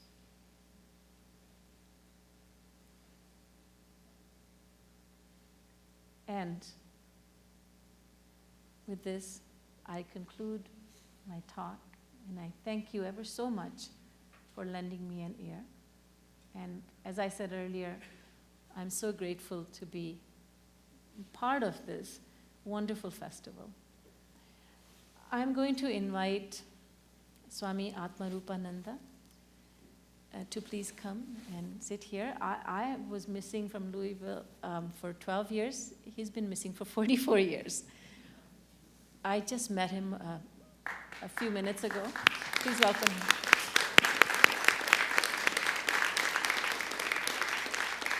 I just met him a few minutes ago, but I could tell that he's a very gentle soul, and I'm very pleased to make his acquaintance. So I present to you Swami Atmarupananda. Thank you, Didi Ji. Namaste. And I'm very pleased to be here. Let me say that my role is just to give a slight break so that you can ask questions of Didi Ji. I've always found that after a talk, especially a talk as absorbing as hers has been, that if you suddenly break the talk and then say, okay, now questions, everyone is just sort of stunned silence. And so it takes them a few minutes to transition from the talk to questions. But that's what we want. The time now is for question and answers. So let me just begin by saying it was first suggested that I reintroduce myself, but that's not necessary because Gray Henry did such a beautiful job of saying my name, and of course Didi Ji obviously would do a beautiful job because it's part of her tradition. I jokingly tell people I start the day by practicing my own name so I can get it right. But let me say Didi Ji's name, because Gray Henry was not quite as confident with that. Her name is Siddheshvari Devi, and Didi Ji, which means respected older sister, is a name of endearment as well as respect. Ji is a very interesting suffix in Hindi and used in other North Indian languages in particular. It's a term of respect, but it also is a term of endearment. So Didi Ji both means respected older sister, but it also means dear older sister. It's unusual in languages. Usually a term of respect separates, but Ji has that power to bring a term of endearment as well as respect. So you've covered so much ground, starting with the guru and the spiritual teacher, the importance and the value of a spiritual teacher, the value of Kirtan, that is the singing of the names of God, a tradition that's not just in Hinduism, but in some other traditions like Islam and Christianity as well, where in Christianity you have the beautiful litanies, and in Islam the names of God, names of Allah.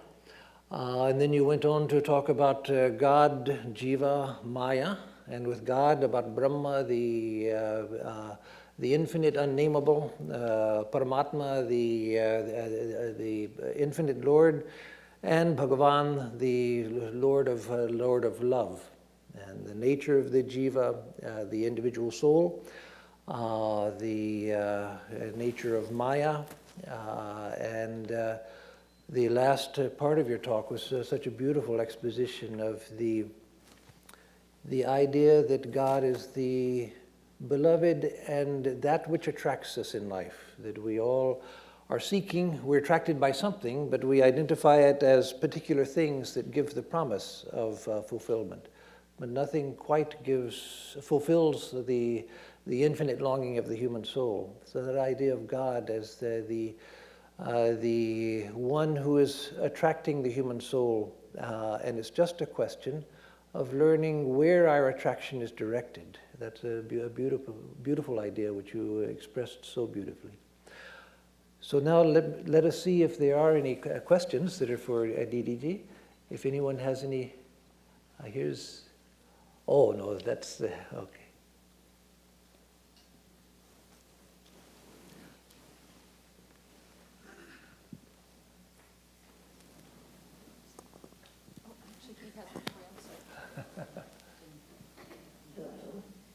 So my question is, I understand that God is the ultimate source of happiness and love, but we love people. So I'm confused. It doesn't mean I'm not supposed to love my husband, I think. So how do you do both? How do you do both? Indeed. There is God in everyone, therefore everyone is deserving of our love.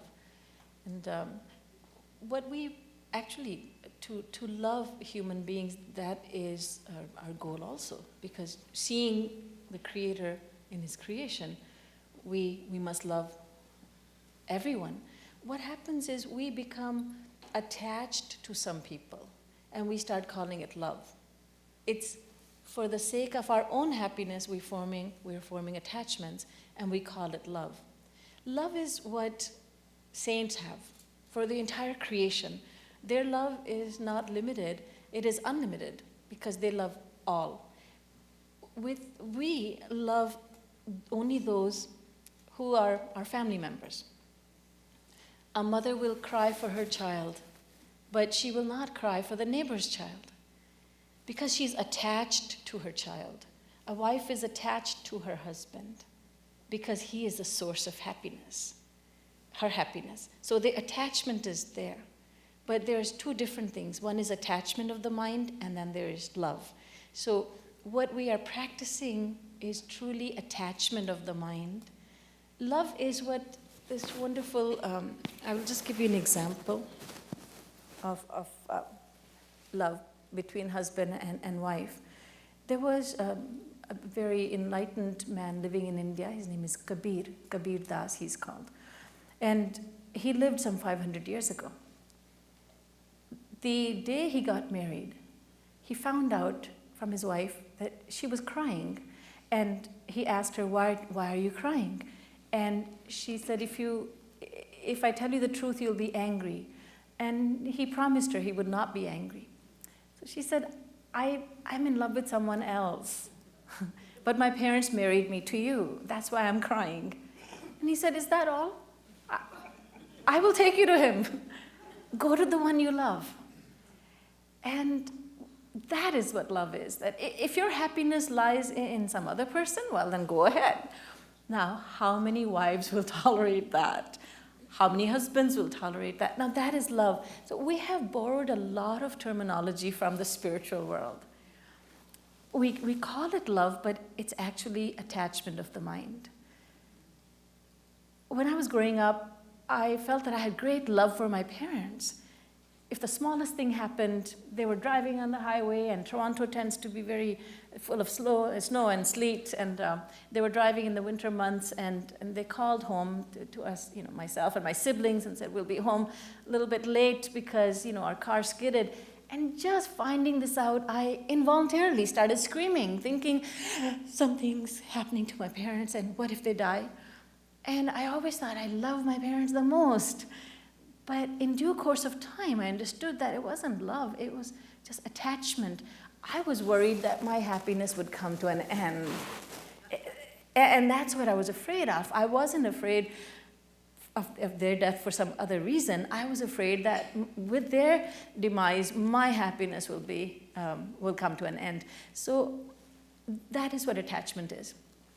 So what Lord Krishna says in the Gita is, do your duty towards your family members and treat them lovingly, of course, because God lives in each and every person. So do your duty lovingly, but keep your mind focused on me, says the Lord. So the mind is focused on God, and then everything else falls into place. Then we rise above attachment and we start loving the entire creation, not just 1 or 2 or 5, 10 people.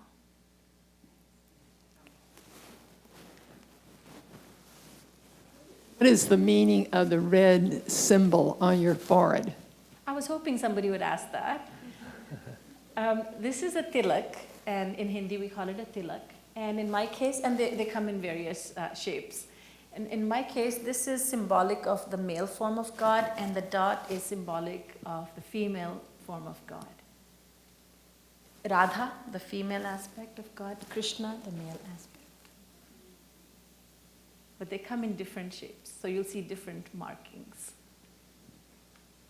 It looks quite like even an exclamation point. Some people would say, how great he is, and exclamation point.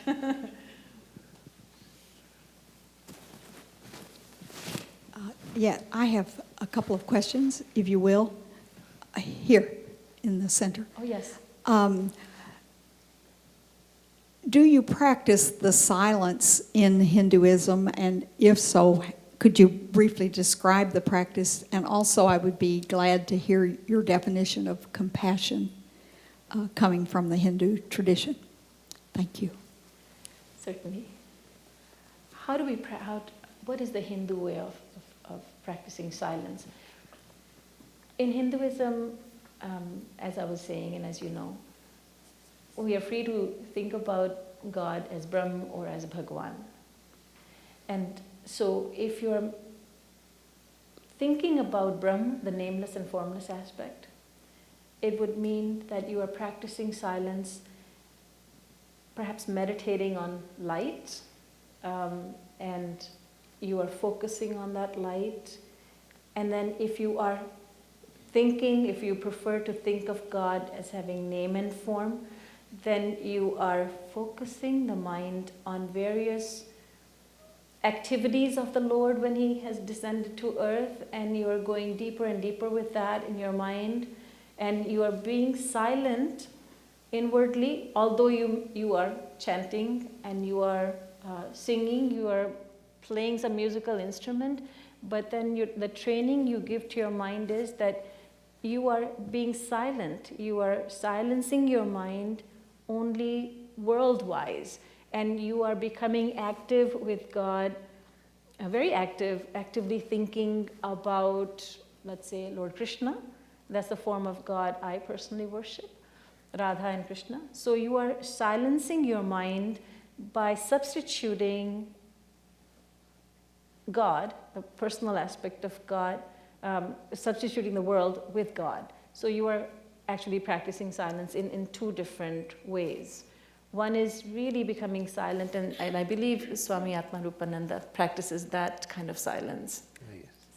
And I practice a different kind of silence. So there's two ways of practicing silence. And in both the cases, you are taking your mind away from the world and focusing on the Supreme, but in two very different ways.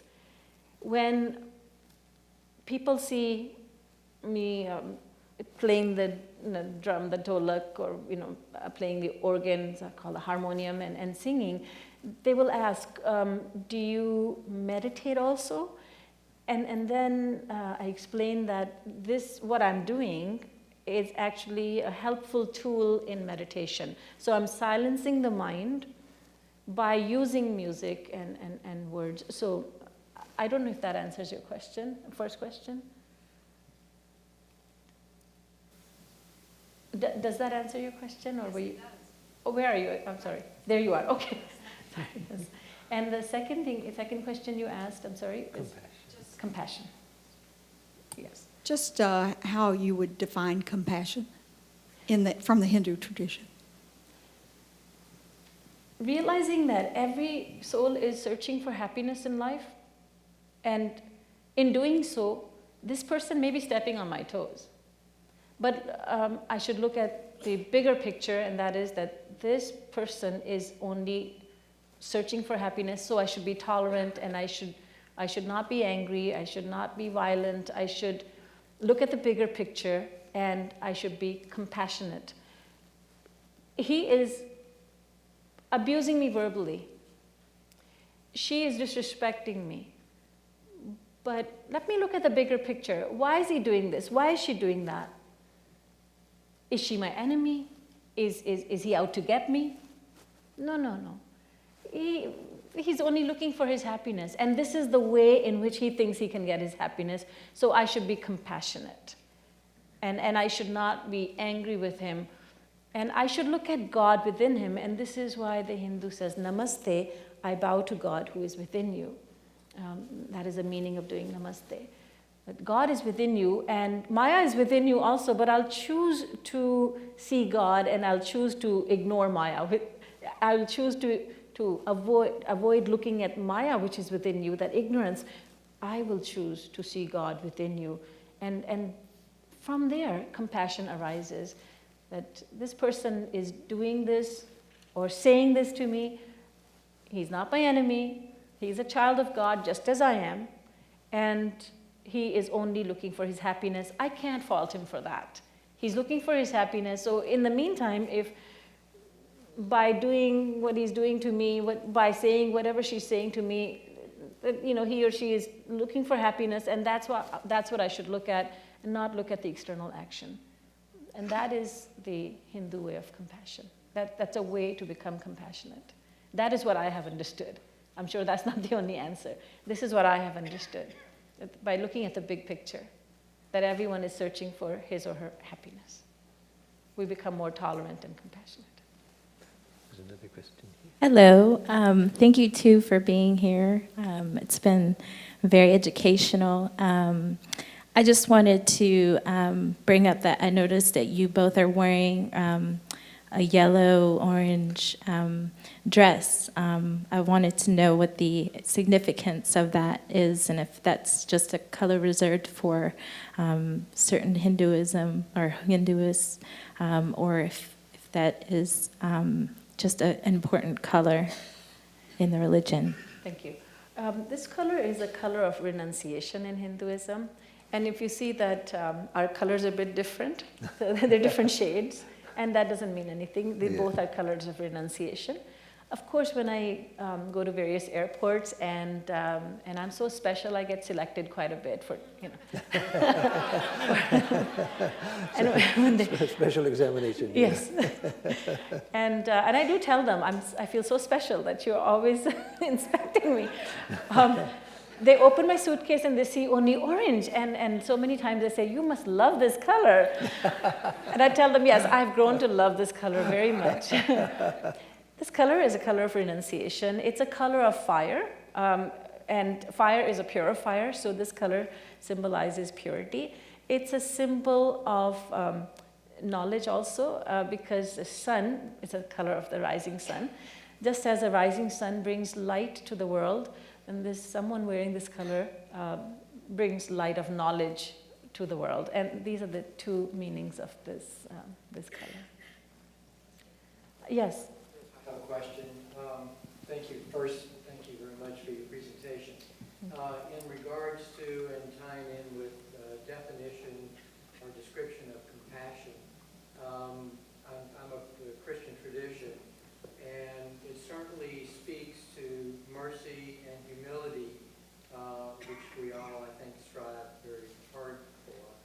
But can you speak to the idea of justice, of living justly? Is there a component of consequences in the Hindu belief system that takes into account justice? Well, certainly, that is a big part of Hinduism, the theory of karma. It is explained in great detail by Hindu scriptures that there are three kinds of karma or actions. One is accumulated actions that we have performed in countless previous lives, and they have yet to bear fruit. So they are accumulated actions. Secondly, there are actions which are now bearing fruit in this life, what we call our destiny. And thirdly, there are actions that we have not yet performed, but we are free to perform. And so these are three kinds of actions. Every action has a reaction. So say the Hindu scriptures. It's a law of nature. It's a law of science also. It's a spiritual law. It's a law of God, that every action bears a reaction. Avashyameva bhoktavyam kritam karma shubhashubham, say the Hindu scriptures. So we reap the fruits of our actions, both good actions and sinful actions, and thankfully devotional actions as well. And so in this life we are born human. Why? Why are there some that are born in the form of a dog or a cat or an insect? And why am I born a human? When we are born human, the Hindu scriptures explain, it is because you have practiced devotion in the past. You have performed many meritorious deeds in the past, and now you are being rewarded with a human body, which is the rarest and the most precious form of life. Hindu scriptures say there are 8.4 million different life forms, and the human form is indeed the best and the most desirable. So as humans, we have an opportunity to reach God, and we don't have this opportunity in any other form of life. So it's this life, therefore, becomes very important, because now as humans, we have the mind and the intellect with which we can understand godly concepts. An animal, insect, bird, and certainly not a plant or a tree cannot understand the higher truths of life. We humans can understand the higher truths, and the highest truth is God.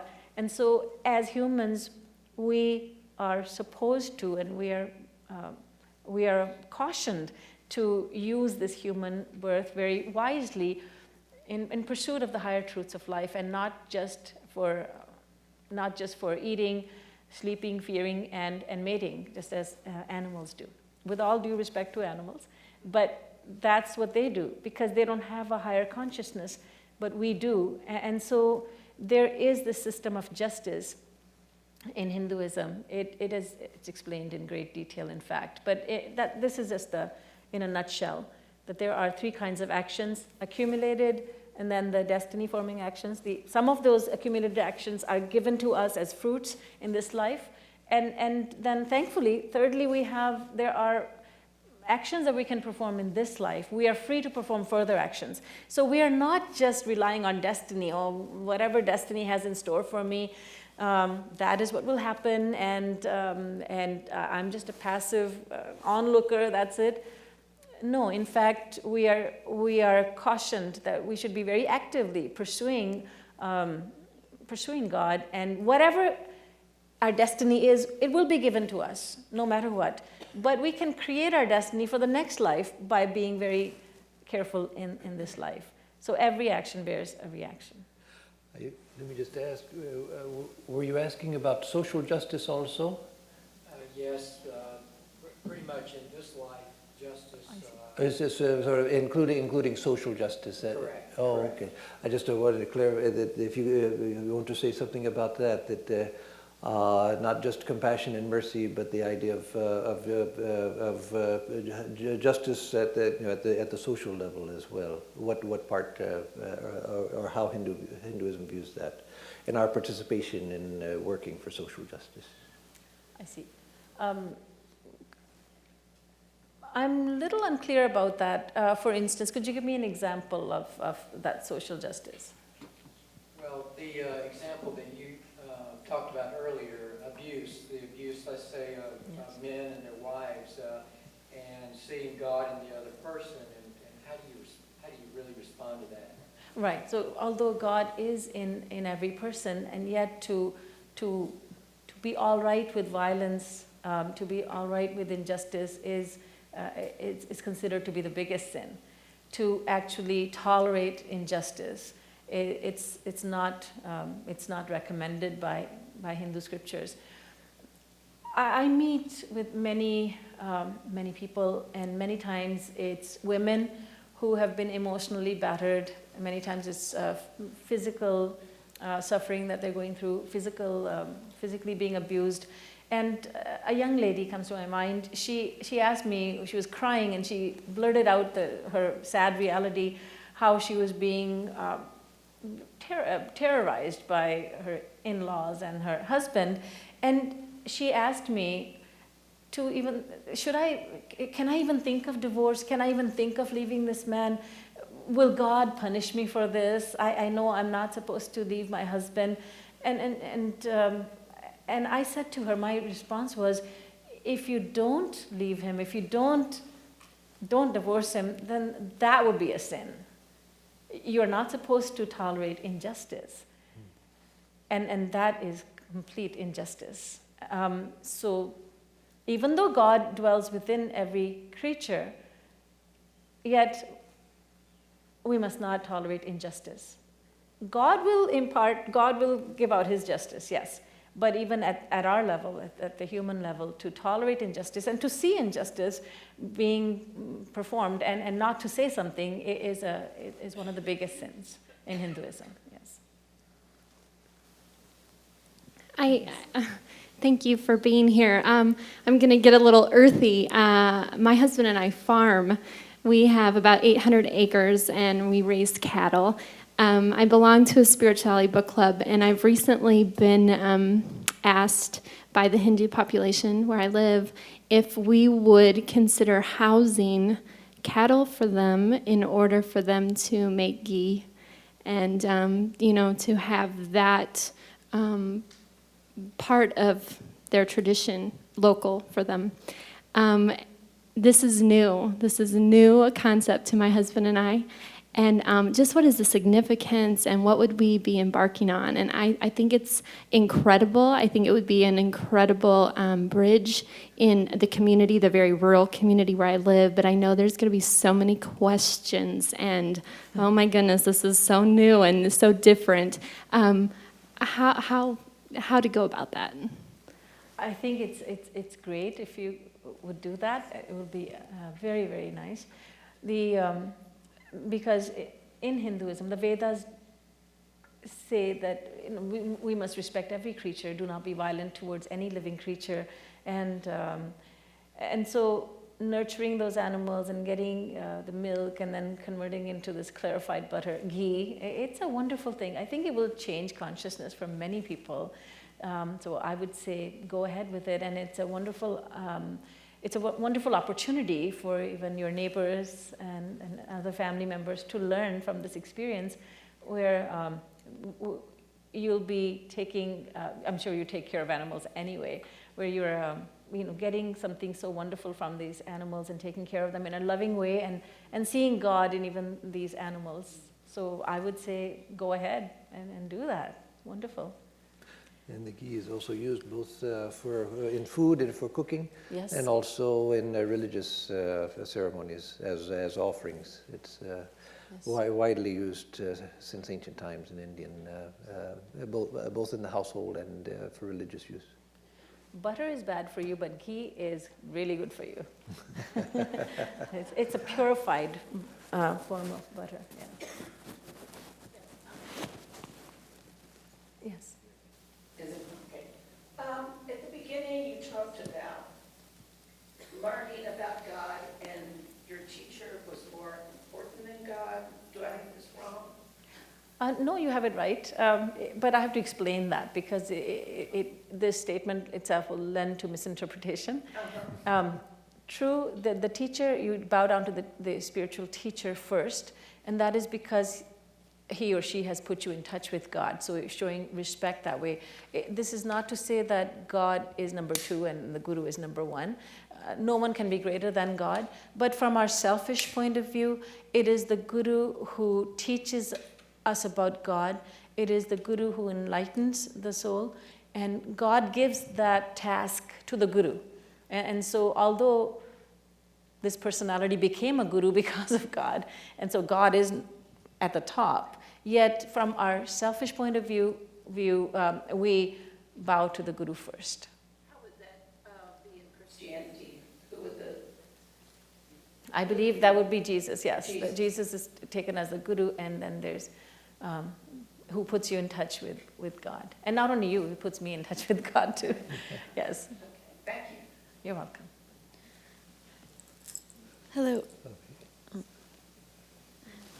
Okay, thank you so much. I've got so many questions. I can only ask one and maybe perhaps become your student at some point. But you were speaking about our universal need to seek happiness and that being the ultimate goal, and that's an inherent part in all of us.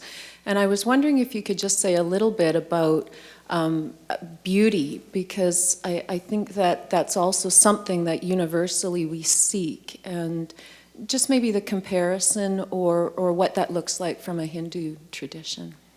We definitely are attracted by beauty in all its forms. We love to see a beautiful face, we love to see a beautiful flower, we like to see a beautiful animal. We say, what a cute little puppy. And we like to see beauty in all its forms, again, because that beautiful animal, or a peacock, the plumage of a peacock, so beautiful, we are attracted to that beauty because it is a fraction of the unlimited beauty of God. So it's a reflection of God's beauty, and that's what attracts us. So again, God is very much present in that beauty, and we realize that I'm attracted towards this thing or towards this person, this beautiful person, or a beautiful face, or beautiful object, because I'm attracted to God, and God is infinitely beautiful, and this is just a little reflection of that beauty. So how much more beautiful God must be. Thank you. So it's something that points to the divine, yes, you could say. Exactly. Okay, thank you. Exactly. You're welcome. Hello. Namaste. Namaste. Thank you so much for your speech today. You're very welcome. You spoke earlier, and if I remember correctly, about the soul being the silent passenger in the chariot, and silent until the moment of arrival. And I wonder if you could speak on that moment a little more, and perhaps in direct relation to the soul choosing the Maya and or the soul choosing Brahma. Yes. The second part of your question was the soul choosing Brahma or Maya. Actually, it's the mind that is different from the soul, separate from the soul, but belonging to the soul, of course. But it's the mind which really chooses. And the soul, when it reaches the destination, that is God, then there's nothing left for it to attain. And then, of course, the soul really, the mind is really saying, it's just a way of saying the soul will say, okay, all right, now enough. But it's actually the mind which will realize, due to the soul, it would realize that the destination has been reached, and then all the work will stop. So it's really, it was really a way for me to say the soul is saying now stop, but even at that point, it's the mind which will become illumined, it will become divine, and the mind will then say, all right, now we have reached our destination then. The mind and the intellect will decide, and the soul will be completely satisfied. Is there at that point a sort of a merging or union with the soul, of the mind? Is there any sort of, does that happen? Yes, there's a merging with Brahman. Okay. The soul and the mind and the intellect, everything together. When the soul leaves the body, it leaves not alone, it leaves with the mind and the intellect and the subtle senses. And so when it reaches God, if the formless aspect of God has been meditated upon, in other words, Brahma has been meditated upon, then there's a merging within Brahma. The soul and the mind and the intellect, everything goes together. Now, if you have been worshipping the personal aspect of God, then there's liberation also, but it's different. Then you get a divine body, a divine mind, and a divine intellect, and then you live in the kingdom of God forever and ever. Thank you. You're welcome. There's a question back there. You've talked multiple times about the senseless, nameless, formless aspect of Brahm. I've talked to some Hindu who go so far as to say, to withdraw the name of God from that aspect of Brahm, or in other words, they talk about it in a monistic philosophy sense of it being not God, but beyond any sort of existence. In other words, can Hinduism, can Brahm be described in that way? Can Hinduism be described, in a sense, atheistically? No, in fact, okay. No. Because that Brahm is a personality, but it's nameless and formless. So to even give it a name, Brahm, it would be, to even name it would be wrong, because there's no name and there's no form. And yet, because we have desire, we have a need for form, because we have a form. This body, we have a form. We have a need to hold on to some form. And so even the non-dualist, the one who is meditating on Brahm, will think of light, think of Brahm in the form of light, because there's something there, to hold on to. The human mind needs something to hold on to, and so even Brahma would be perceived as light, although, and even if you're becoming really a purist, then you'll say even Brahm, to say Brahm is wrong, because then we have given name to this formless and to this nameless aspect of God. But again, then how do we refer to this nameless aspect? So we have to give it name, and that name is Brahm, which is given by the scripture. Thank you very much. That was very helpful. You're very welcome. There's in the back, there's a question.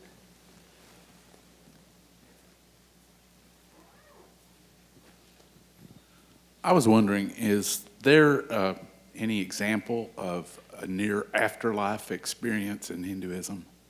Afterlife experience? Near afterlife. Oh, near afterlife experience. Yeah, where you go to the other side and then for some reason it's not your time and you're sent back. In Hinduism, it is taught that now different people have different, people belonging to all sorts of religions, different faiths, have similar experiences. But one thing is for sure, and that is nobody dies before their time. And Hindu scriptures say that no one dies before their time. And before we even take birth, our exact moment of death is already predestined. And so in Hinduism, in India, I grew up in India till the age of 13, and I moved. So from what I know of India and what I learned later on, is that there is so much acceptance of that. And so that people don't grieve and say, it's because of you that my son died, because you decided to drive your car too fast, and then he got into an accident, and then he died, and I'm going to sue you. It just doesn't exist over there because of what the Hindu scriptures teach, and that is nobody dies before their time. And no one can kill anyone before that person's time is over, and no one can make anyone live longer. Like that doctor just gave me so many more years. Actually, yes, we're thankful to the doctor, but no doctor can elongate anyone's life. So everyone dies at their right time. No, there's no such thing as untimely death. And if a young person dies, we say that's an untimely death. But really and truly speaking, there's no such thing. So I'm sure that within Hinduism, there are many people who have this, those experiences. But how are they processed in the Hindu mind? If that person, if that Hindu is going according to the scriptures, this is how he or she will understand it. That it wasn't my time to die yet. And with the grace of God, I was given this experience so that I may become more cautious in life. Thank you. You're welcome.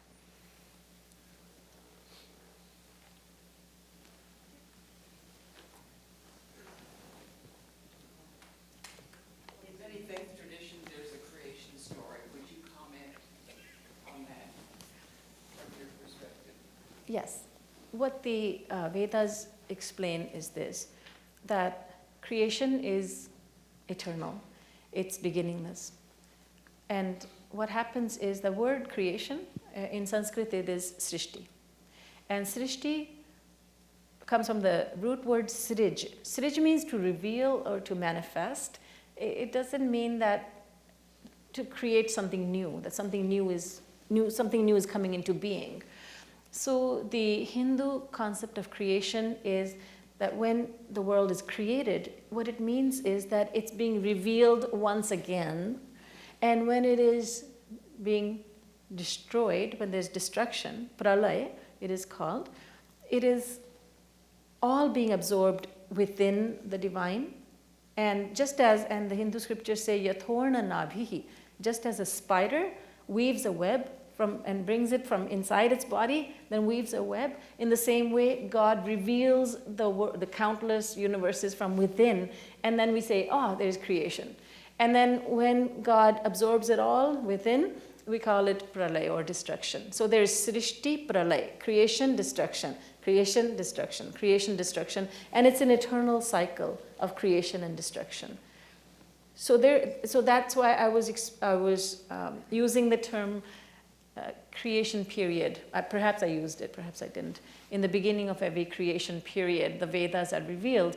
It's not the first time the world was created or revealed. It was it has been revealed countless times before, and countless times in the future it will be revealed once again. And that's how the Vedas and Vedic scriptures explain creation. There are countless universes, and all of them are revealed with the help of Maya, God's inferior energy. And creation does not mean something is coming into being for the first time. It just means it's being revealed once again, yet once again. And then it will go through the 4 ages, and they will go on and on, the Satyug and the Treta Yuga, Dwapar Yuga, and the present age, Kali Yuga, which lasts, by the way, 432,000 years. So when the movie came out in 2012, that the world is ending, I think a lot of Hindus were just secure in the knowledge that it's not going to end for at least another 427,000 years. Because Kali Yuga is only 5,000 years old, and so it's that we've got good 427,000 years left to go. So that's how the scriptures, the Hindu scriptures, explain creation. Should we do a time check? Yeah, I think it's over. Okay. Okay. And I kept the clock in front of me. Yeah. Well, on behalf of everyone, I'm sure everyone joins me in thanking you for a wonderful, wonderful presentation. And one of the delightful things, Didi Ji is new to me. I just met her a few minutes before coming into the auditorium this afternoon. But one of the delightful things is just the naturalness and the utter sweetness of her personality. And so thank you so much. Thank you.